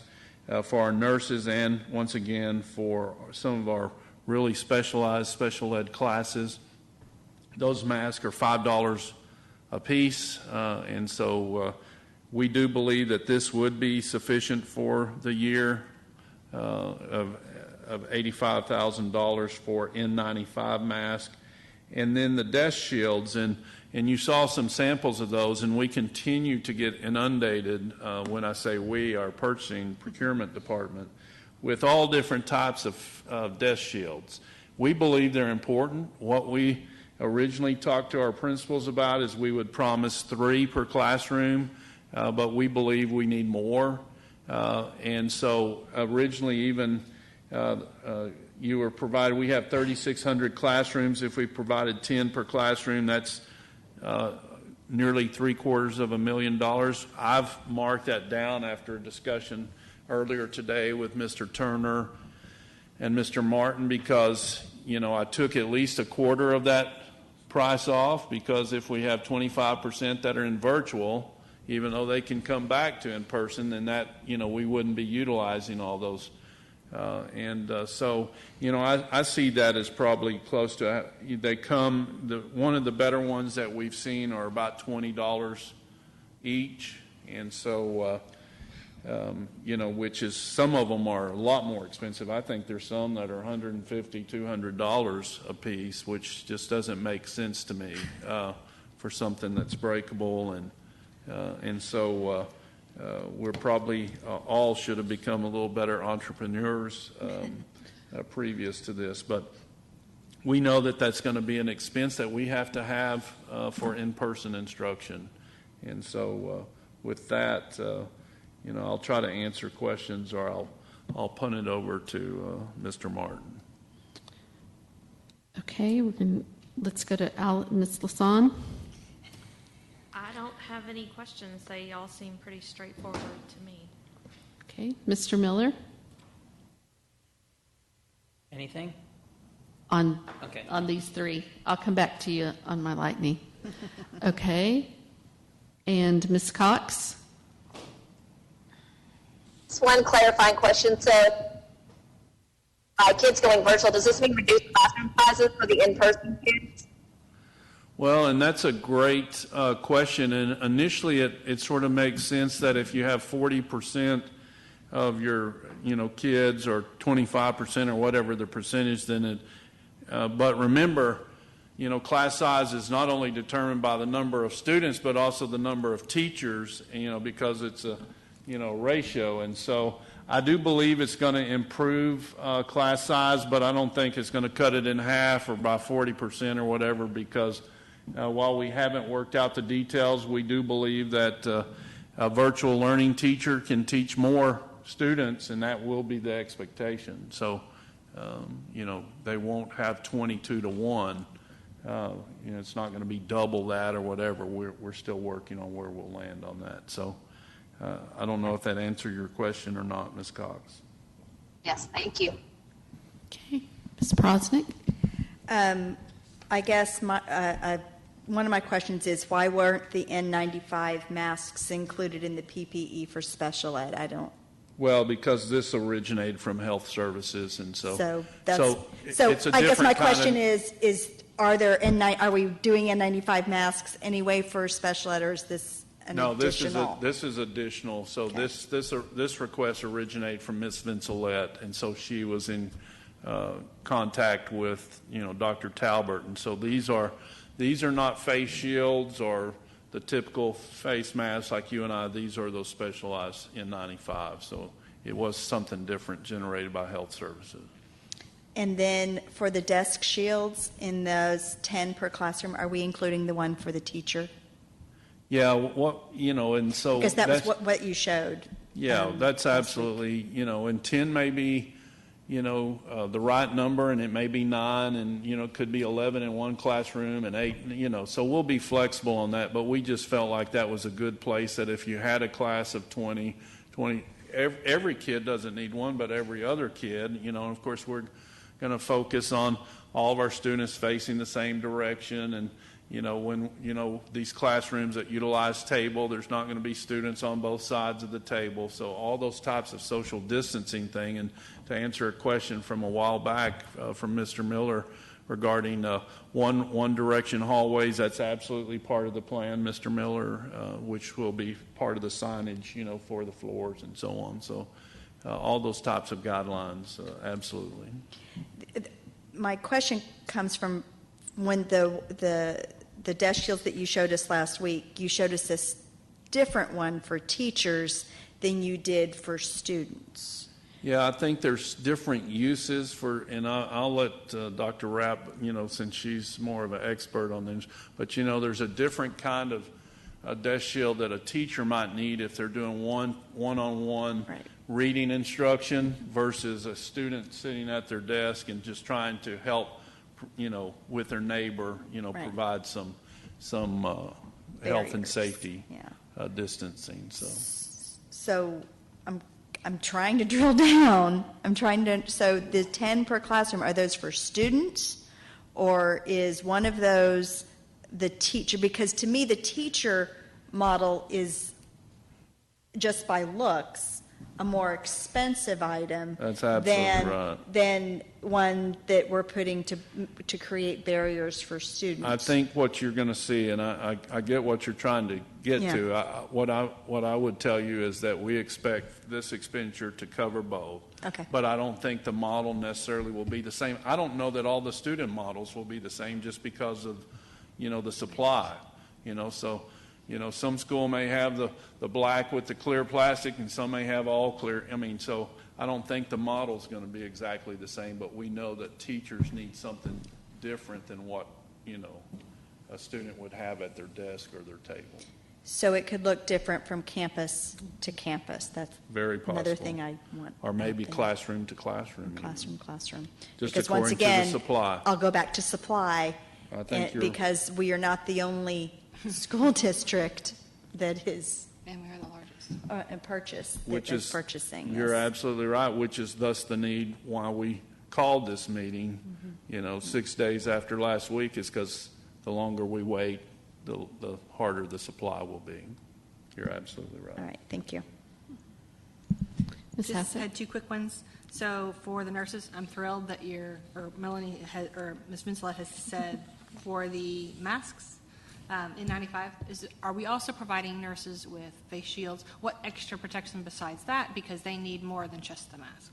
Yeah, no, absolutely. And of course, remember, we're getting face shields and other PPE from the state, and so we're absolutely going to provide. We originally had thought, okay, it was a great use of face shields for our elementary teachers in particular, where they wouldn't have.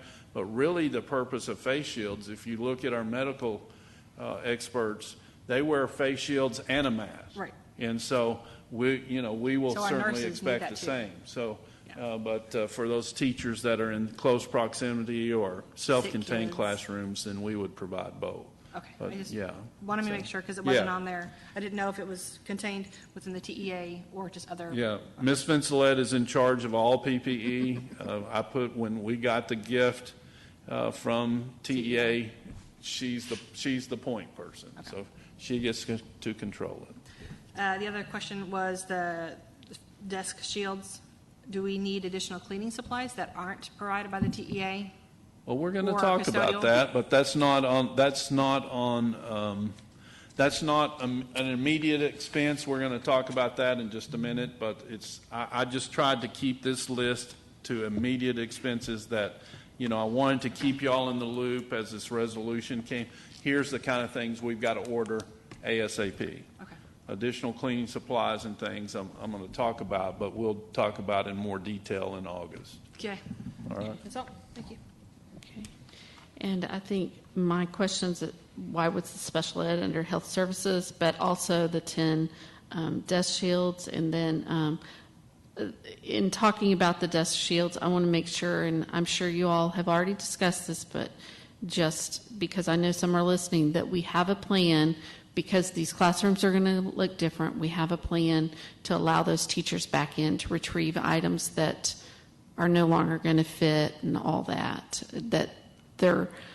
We're not just going to go into those classrooms without giving them an opportunity first and just redirect everything and put up these things that we are being very conscientious about that. No, that's correct, Ms. Sells. We are expecting that our principals monitor and our teachers change the configuration of their classrooms. Some of them won't have to, but many of them will have to. And some of them will have to remove some of the other additional things that they have in there. And I'll just leave it at that. Okay, perfect. Okay, so now lightning round.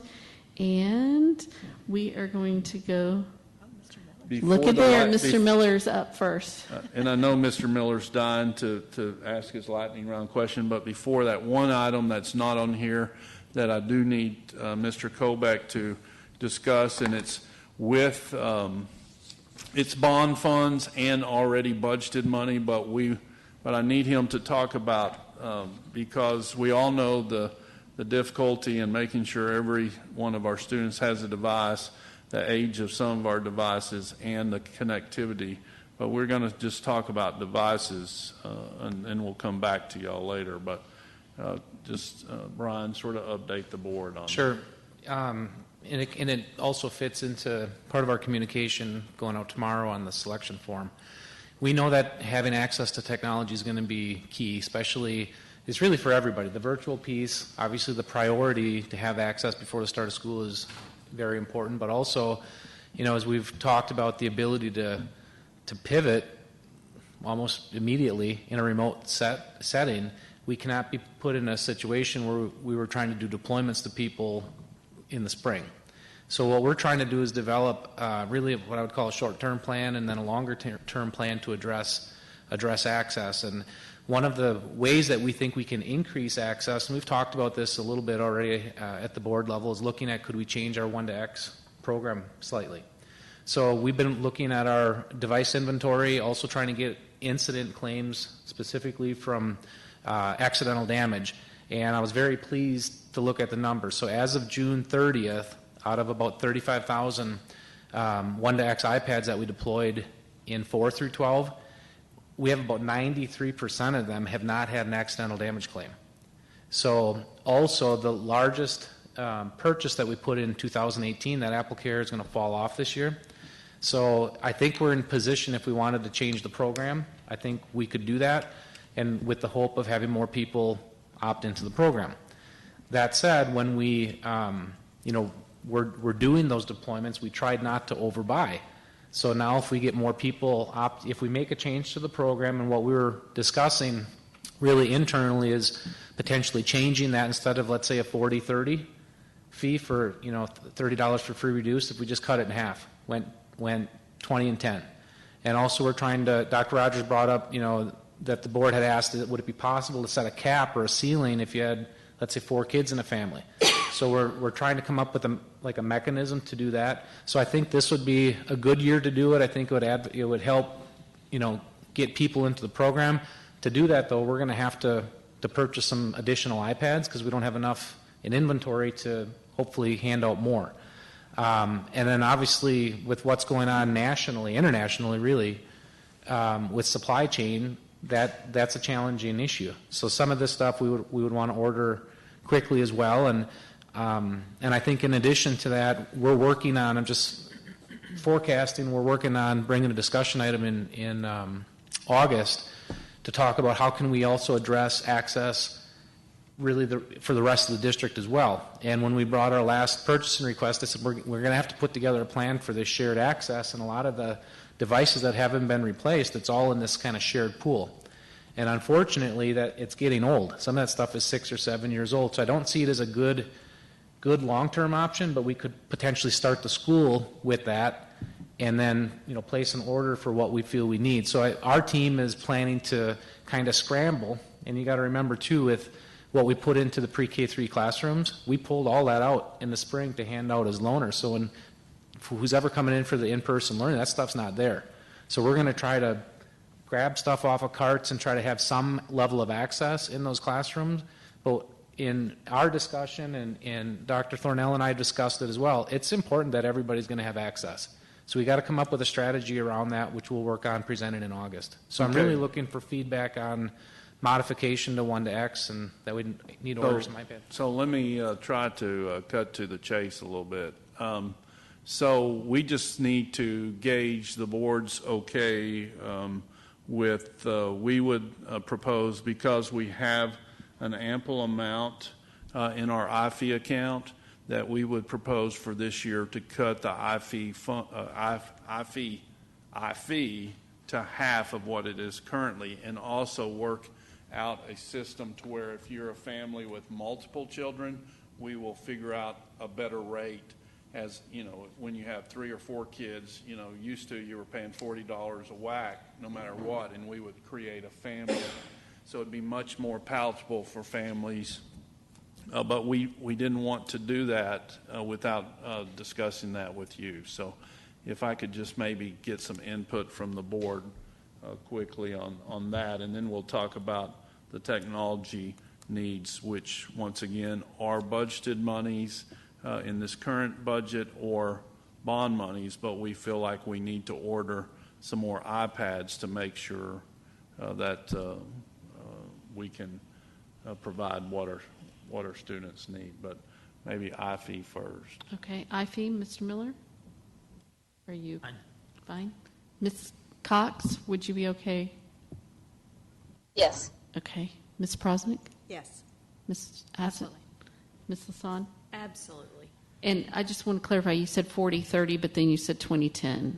So Normally it's 40/30, so it's $40 for a family that's not on the free Right. reduced lunch program. That gets discounted automatically to 30 if they are. What I'm recommending for this year is dropping it down from 40/30 to 20/10. Okay. Just cut the whole thing in half. And then as far as the cap, what we had talked about internally is setting. She's I'm confused by the half math. of 30 is not 10. It's an Aggie, Brian. Cutting half the. So what we're saying, but we're 40 saying, and half. we're saying 2010. Okay. I'm sorry.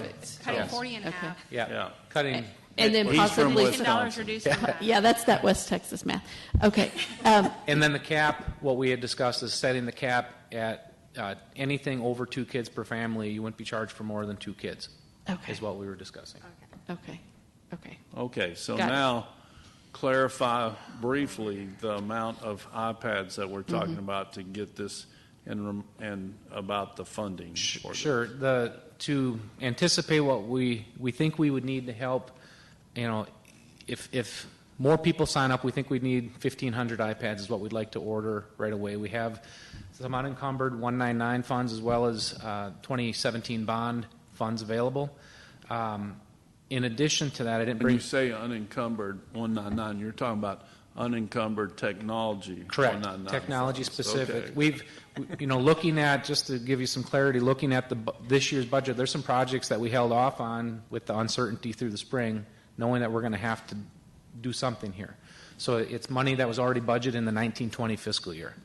In addition to that, I did not bring this up earlier, but another area that we're going to have to address is internet access. So we participate in the Sprint 1 Million project, which is great. We're very thankful for that. It does not provide enough access to everybody.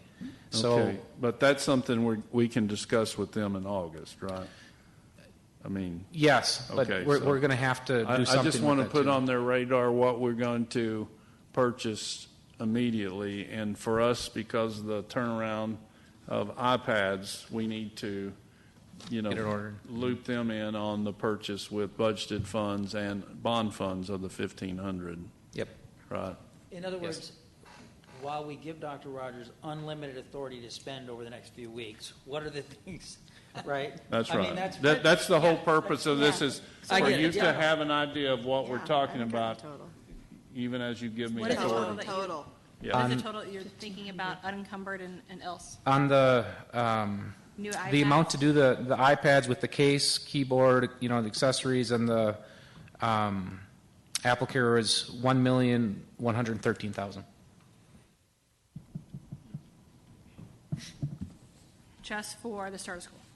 Pardon? Just for the start of school? Correct. And we'll bring a plan forward in August to talk about how to address the rest of it. Yeah, we will, as you know, access, it doesn't do us any good if we provide an iPad and they don't have internet access, but to me, that was something that could be discussed with the board in August. We just wanted to put this and make it clear. The reason it didn't make this list is because this is already bond money or budgeted money through technology that would be used to purchase those. But we did want to put it on your radar. What's the breakdown? Unencumbered versus bond, do you know? I don't yet. I think it depends on what if we do on the internet access piece. I think on a positive note, by August we'll actually have better input because it is a question that's also going to be on this commitment survey. So right now, it's really hard to gauge what that is without getting some feedback from parents.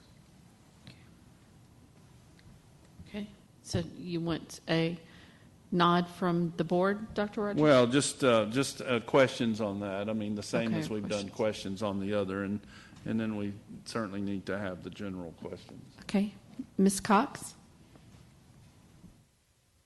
We're just commenting on this topic. Yes. Yeah, so I don't feel comfortable with that. With the unknown, not knowing how many kids are going to go virtual. Somehow we managed to do it in the spring. We found iPads for kids that didn't have them.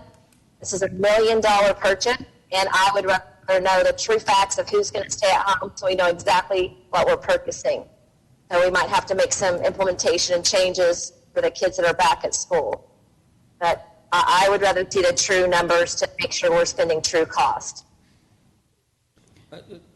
If I could, would it make sense for Brian to provide some clarity about what he said, and why he was struggling to get the pricing exact, because it's dependent on the survey? So you've got a window of time to order devices, to get them here, get them ready. Mm-hmm. And I think what you're saying is, if I could provide clarification just for confirmation, is that survey will drive some of this.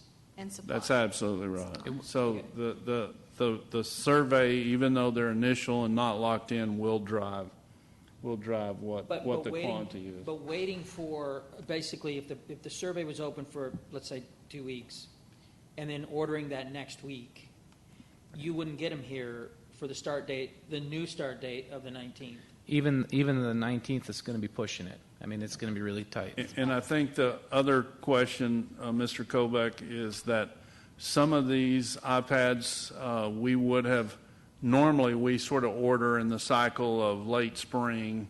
I mean, it's just a typical order. Correct. Replacement, so on.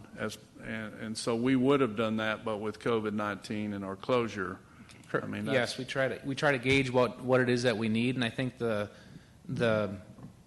other part of this, these wouldn't necessarily just be going to kids in the virtual. I think our position on it is we need to make sure really everybody has access to some level. So these would be used to increase our opt-in percentage, basically 4 through 12, and then we're going to have a solution for pre-K through 3 as well. Okay. Ms. Prosnick? Okay, you answered one of my questions, which is why didn't we order anything in the spring? Because I know that we're on that cycle, so I appreciate that answer. I also would like that breakdown of how much of that 1.1 is 199 funds, and how much of that is bond money. And so on that, Ms. Prosnick, and we'll absolutely provide that as of today. I think what Mr. Kobeck was trying to explain is, once we get to August, and if y'all decide that, hey, we want to invest in more hotspots, for instance, then he'll use his budgeted money for that, which means there's less budgeted money towards the purchase of iPads. And Does more that make bond sense? money That's towards the right. purchase Yeah, of so the that's why iPads. he's a little hesitant to answer that, but we'll give you what the breakdown is as of today, if you know, but that's the rationale for that. Okay. And we'll provide that by tomorrow to the board. So, And I mean, so much just depends on the survey. I cannot emphasize enough how important it is for parents to take the survey and participate in the survey. Well, we'll be calling them we will, thanks to Mr. Kobeck's team, our principals, as we told them today in the first day of Thrive, they will be getting daily reports of who has completed and who hasn't. And of course, we're going to do every mechanism we can to be reaching out to our parents to say, hey, I see you haven't done it, please, And remind me if I am incorrect, but from the reports that I remember seeing, that we had about 4.5% of students that did not have internet access. Is that, ish? It's a moment in time. Okay. And I think that's probably a little low. I think historically, if you look at the back-to-school forms, plus we do the Bright Bite survey, which gets every kid, it's somewhere in that, low 90s probably that say they have internet access at home.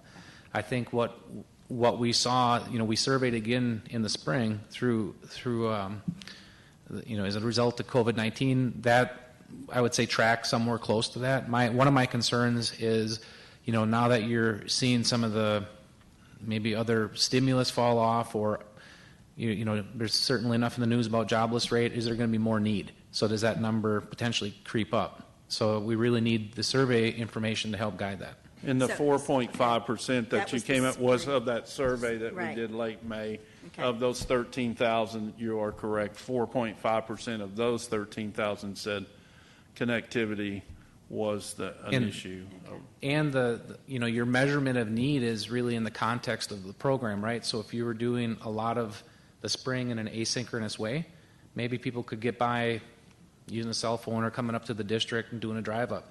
Now with what we're going to be, providing, you might get different answers. Okay. Thank you. Okay, Ms. Hassett? My question was for deployment. Are you going to prioritize secondary to make sure some of those classes aren't as, you'd need more? Sure. Our order of operation that we're working through on our team is to nail down the fourth grade deployment and any student that's in virtual first. And then basically as kids come back, just like we would typically hand out if it's a new enrollee or new person into the program, get a device issued to them as fast as we can.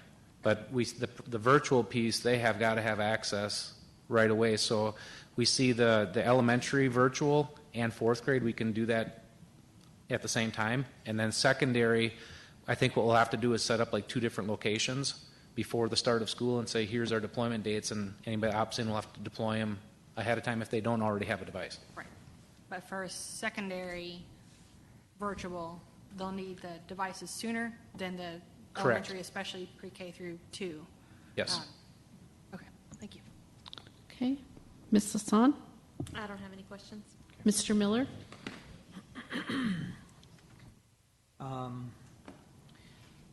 So our task here today is really to vote on this piece, the resolution, which authorizes Dr. Rogers to spend within certain limits through August 3rd.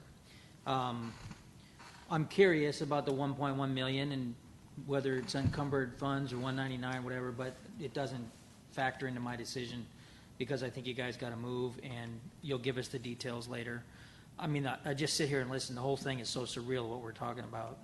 The complexity, face masks, visors, screen, and it flies in the face of everything that's optimal as it relates to closing the achievement gap. But it's where we're at. I would not want, though, the support of the resolution to let anybody lead to believe that we would want to adopt long-term moving away from classroom sets to one-to-one model, 1-to-X model for pre-K through 3rd grade. Yeah, you don't have to worry about that. Okay, that is, while it may be something to consider, I've never been a fan of it, but it may be something to consider longer term. I think in the current model necessitates it to close the achievement gap. Otherwise, we're going to be in trouble, and certain students will be in trouble. So that's where I'm at. Yeah. Okay. And Ms. Cox is already, so you mentioned the survey. The survey is going to address if they have access to a device and internet? Correct. Okay.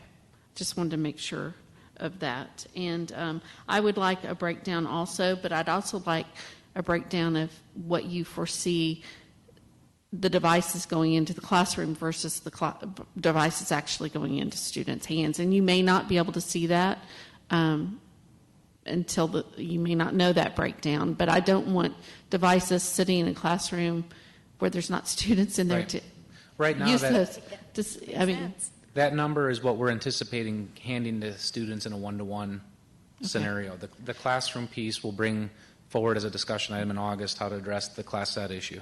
Okay. And this number, is it along the lines of what you would have normally ordered in the spring that you didn't? It's probably a little higher because we're trying to get more people into the program. Okay. Okay. It's taking into account if there's an increased number in the virtual. Correct. But there's no doubt he would have ordered a high quantity in the Okay. spring. But Okay. I don't have any other and before questions. you open it up for general questions, let me just real briefly and several of you have alluded, I think, several times, hey, this is just for right now. There's more things in the future. I know, we know that in the future we're going to come to the board and ask for you to approve the purchase of more hand sanitizer and more disinfectants, but we have enough to get school started and all that. We know that we're going to come and talk to you about a deep clean system with our custodial provider, ABM, where we are going to purchase or ask for your approval to purchase electrostatic sprayers for every campus, that they'll be electrostatically cleaned every day, just to make sure that's, and you'll hear more about what that means. I had to learn a lot about electrostatic. You know that we're going to come and talk to you about the daily disinfection of our school buses and what that entails. So I just wanted to make sure, for you and for our parents and students, that there's a lot of other things that we're going to be discussing, but the list that we've discussed today were things we just felt like we need to get going and get those purchases moved. So. Okay, so we will open it up now for final thoughts or comments, and we're going to start with Ms. Cox.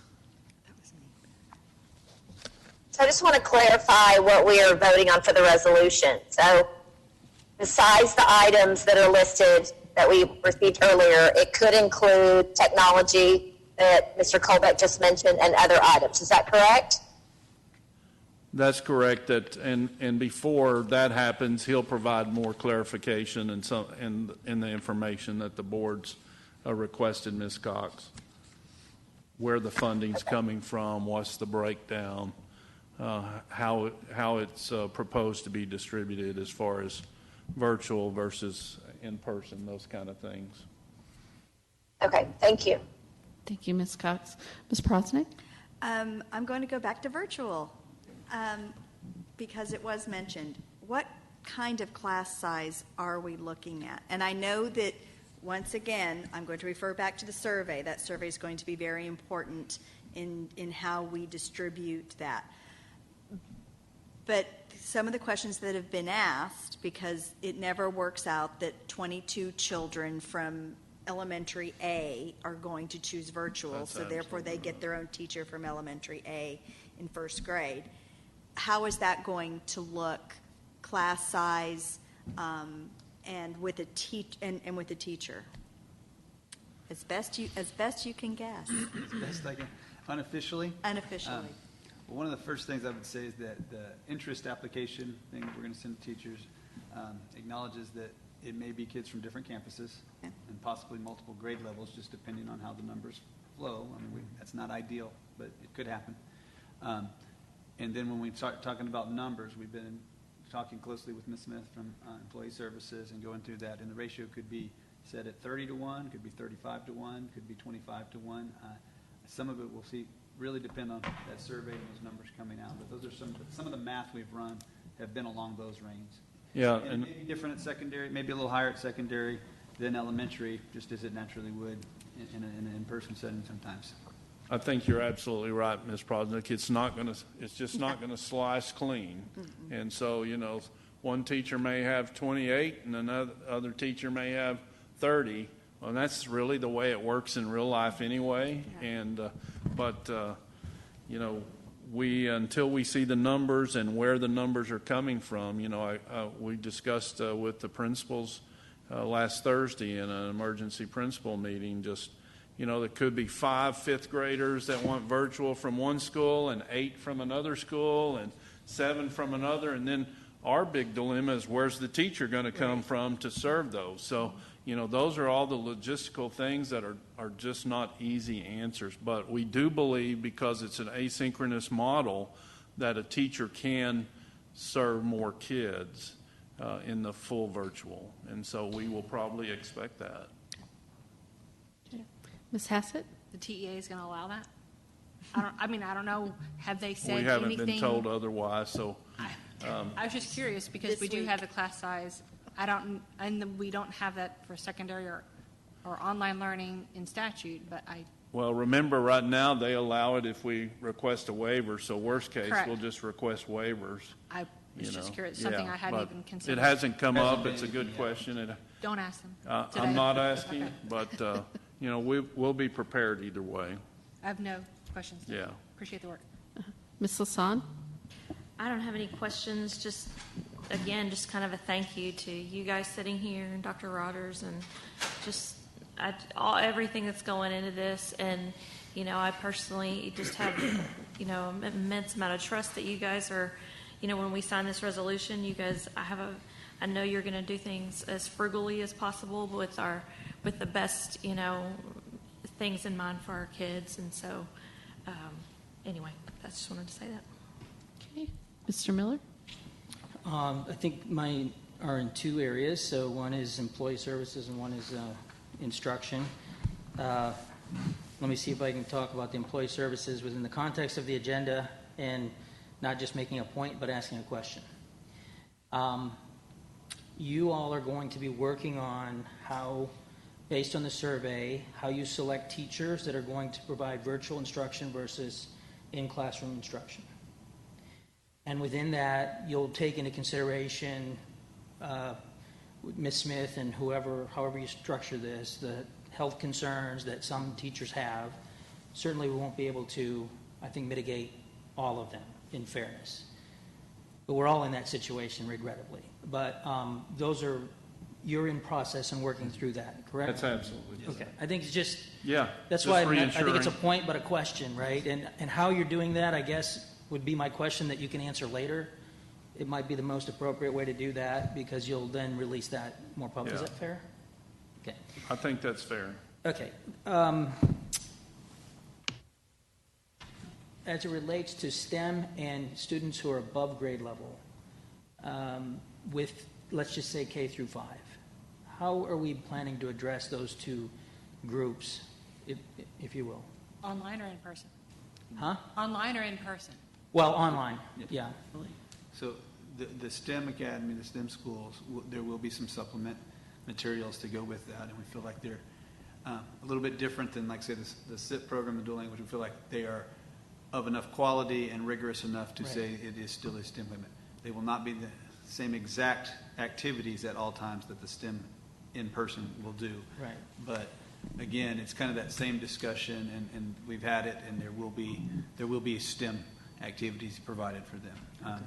The second part of your question, and dealing with GT specifically, or just kids above grade level? I think I'm comfortable with GT because I think you guys. I think advanced, those kids that are advanced.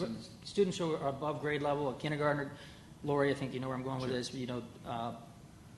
They really should be in first grade. They're in kindergarten and they're trying virtual, and or they've already skipped a grade level, and classroom instruction is really good for grade level skipping, but now you could be looking at some type of degradation in the instruction, not the delivery instruction, but just the home environment that we can't control. Absolutely. And I think, Mr. Miller, and really probably the best answer is just once again for us to say we are going to provide the very best curriculum we can for all students that choose and for the parents, but it's not going to be as good as in person. I mean, and we'd be teasing if we said it was, but we certainly respect the rights of those parents to choose that. But I promise you, Dr. Thurnell, Dr. Rapp, we absolutely know that we've got to do the very best we can with the best curriculum out there. And that would be the promise I'd make to any parent in those situations. So. Thank you. I appreciate all the work you guys have put into this, and the calendar start date notwithstanding. I know it's complex, and you guys are doing the best you can. So that's why I prefaced my initial comment. Don't take it personally.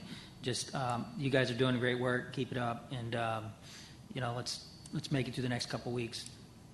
Okay. And I just had a couple of things. The first thing was there was mention that another survey would not go out then at August the 3rd when it's due, but I would love for there to be consideration of a reminder email to parents.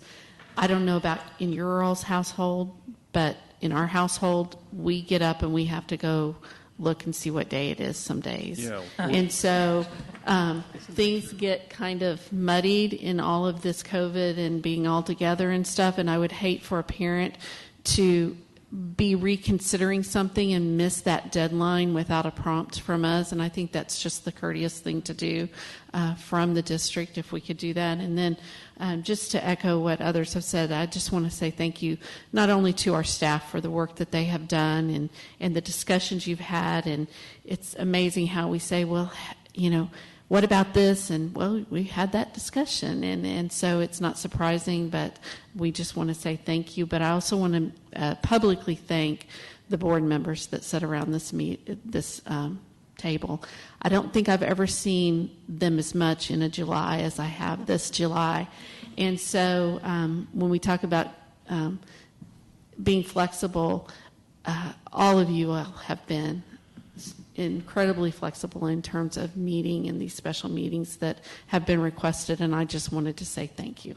So and Ms. Sells, absolutely, we will send out a reminder. We want our parents to make the choice that they want, and so we'll absolutely do that.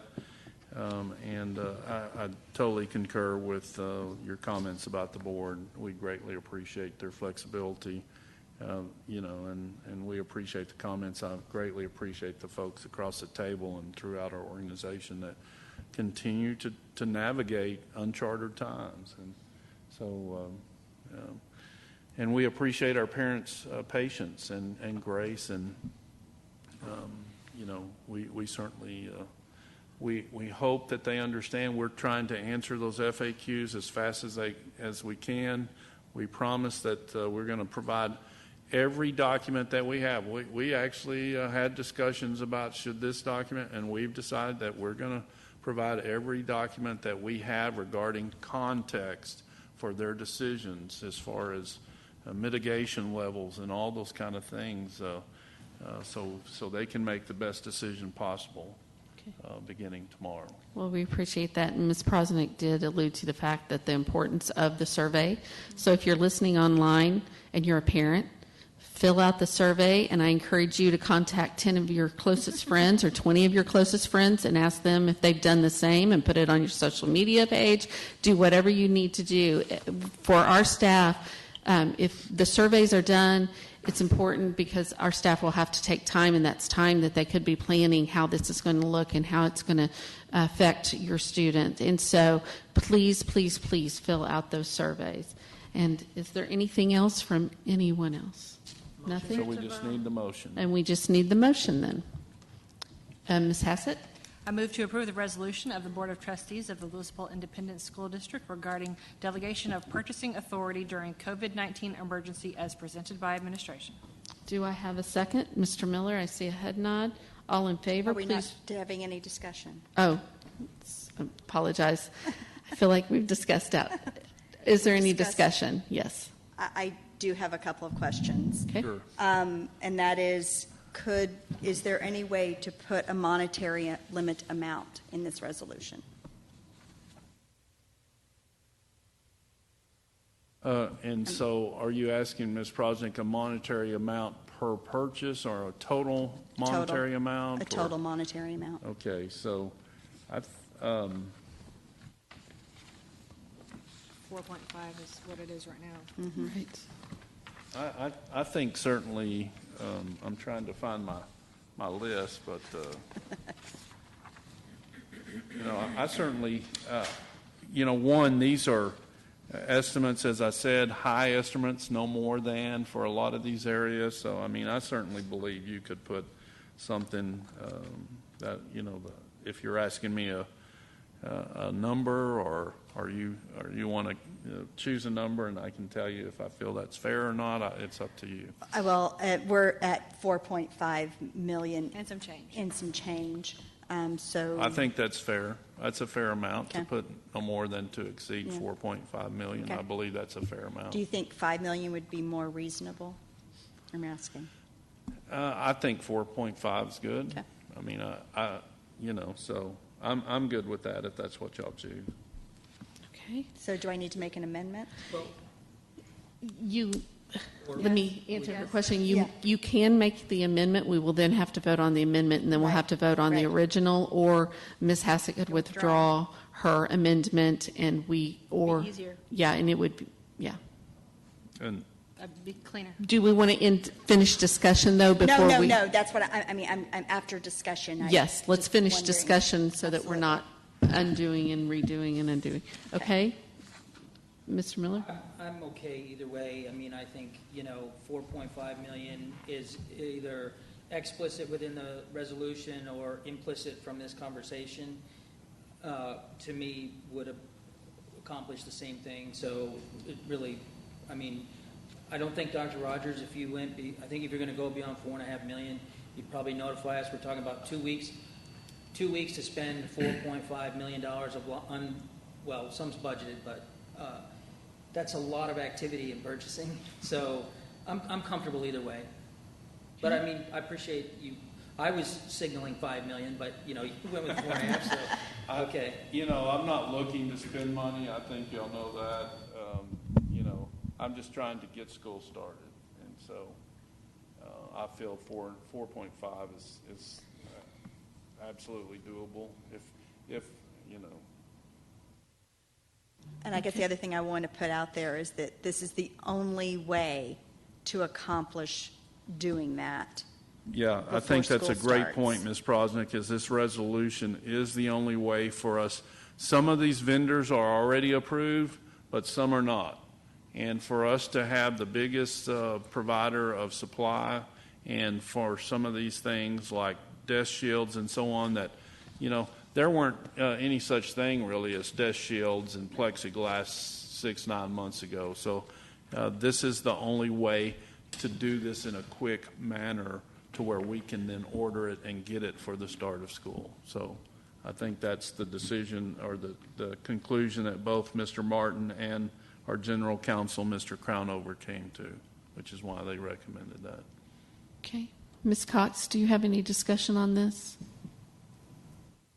Yes, so I am feeling comfortable with the list that was provided.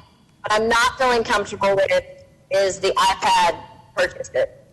So when I ran for the school board, that's one of the things I told taxpayers is that I would be a good steward of the district's money. And I'm not saying we're not being, but I just don't feel like we have the information to purchase that many iPads. So I'd rather wait for this survey on that one. So I will be a no vote for that reason. Yeah, and I understand that, Ms. Cox, and we're not going to order the iPads until we provide. And I'm not trying to change your no vote. That's certainly your prerogative. But we won't order the iPads until Mr. Kobeck provides the information that the board requested, and then we'll go from there.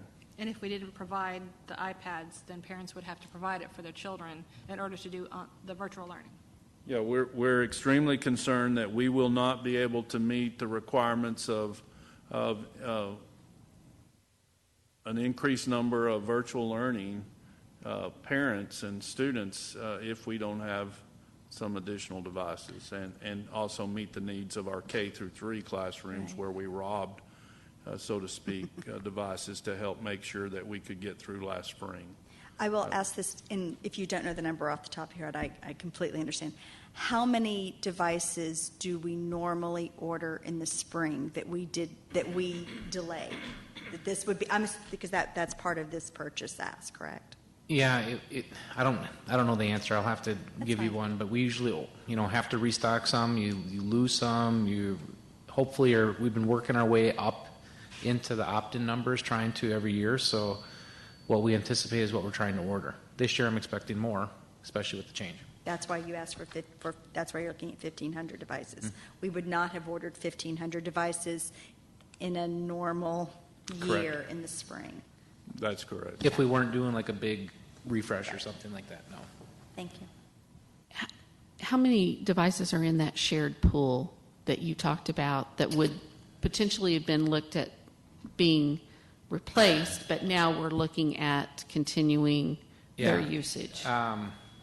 A lot, because you have the MacBooks and all of our Chromebooks in there, so you're probably somewhere in the ballpark of 19,000 that are 6-7 years old.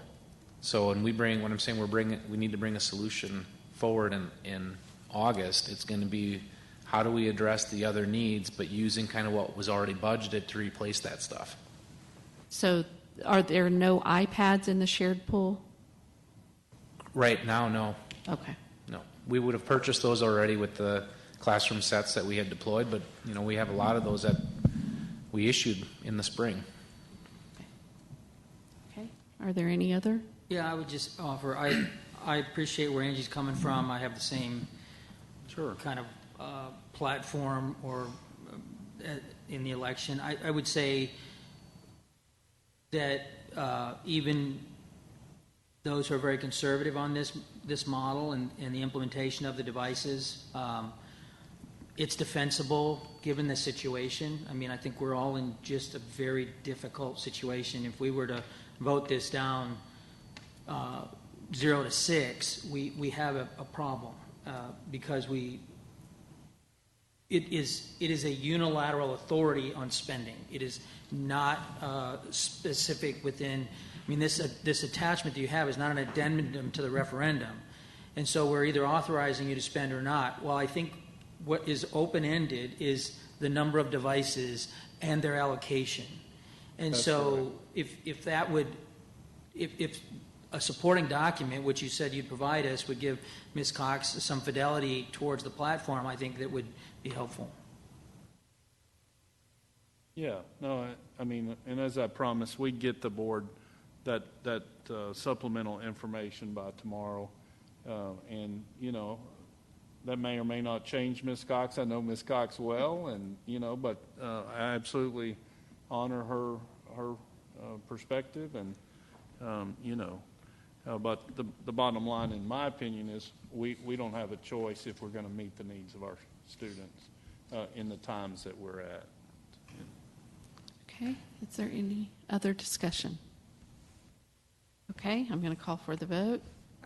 Do you want to withdraw your? Or did you want to withdraw? I'm good either way. What do we want to do? Or do you want me to make an amendment? I mean, you can put it in writing, or I totally agree with Mr. Miller. I mean, I'm not intentionally going to go against what the board, requests. So either way you want to do that is fine. I personally think we ought to just vote on the motion as it is at the moment.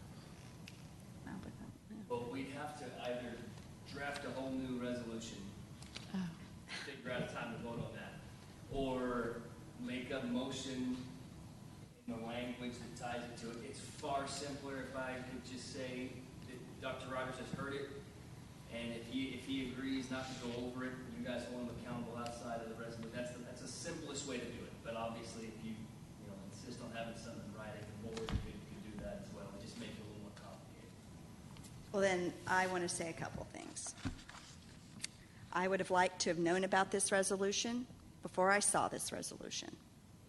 I think that I understand that there were some extenuating circumstances, but when I came on this board, I promised Dr. Rogers no surprises, and there was nothing more surprising to me than seeing this resolution.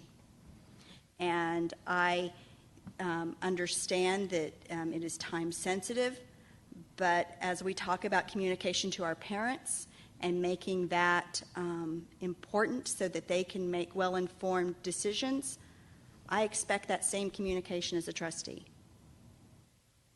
And an email from one of 3 people would have really helped when it came to this.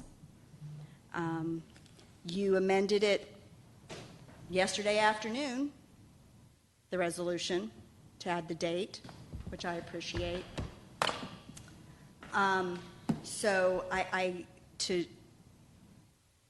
to quote Mr. Miller earlier, boxed in a corner. I've just been told by our attorney that we can't amend this. That's not what I said, to be clear. Okay, then please could you clarify?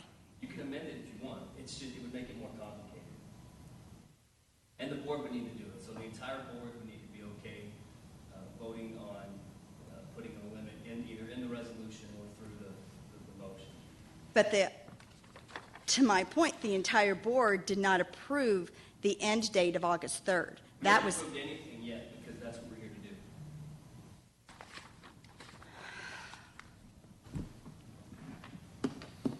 So, Ms. I'd like to Sells, call the question, Madam Sells. Yes. I'd like to call the question for a vote. Okay. So all in favor? 1, 2, 3, 4. All opposed? What about AG? Angie, can you see? There you go. There you go. And the motion carries 4-2. okay.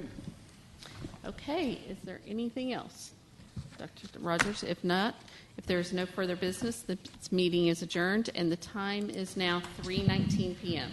Thank y'all very much. Thank you. My computer's about to die, I'm just saying. My computer's about to die. I'm supposed to start scanning the floor for a plug, because I was like, I'm down to 13%, so having a little bit That's of, pretty good. My son having a little bit of lives heartburn. on 2% for his phone. He does what? Lives on My middle lives on 2%. Well,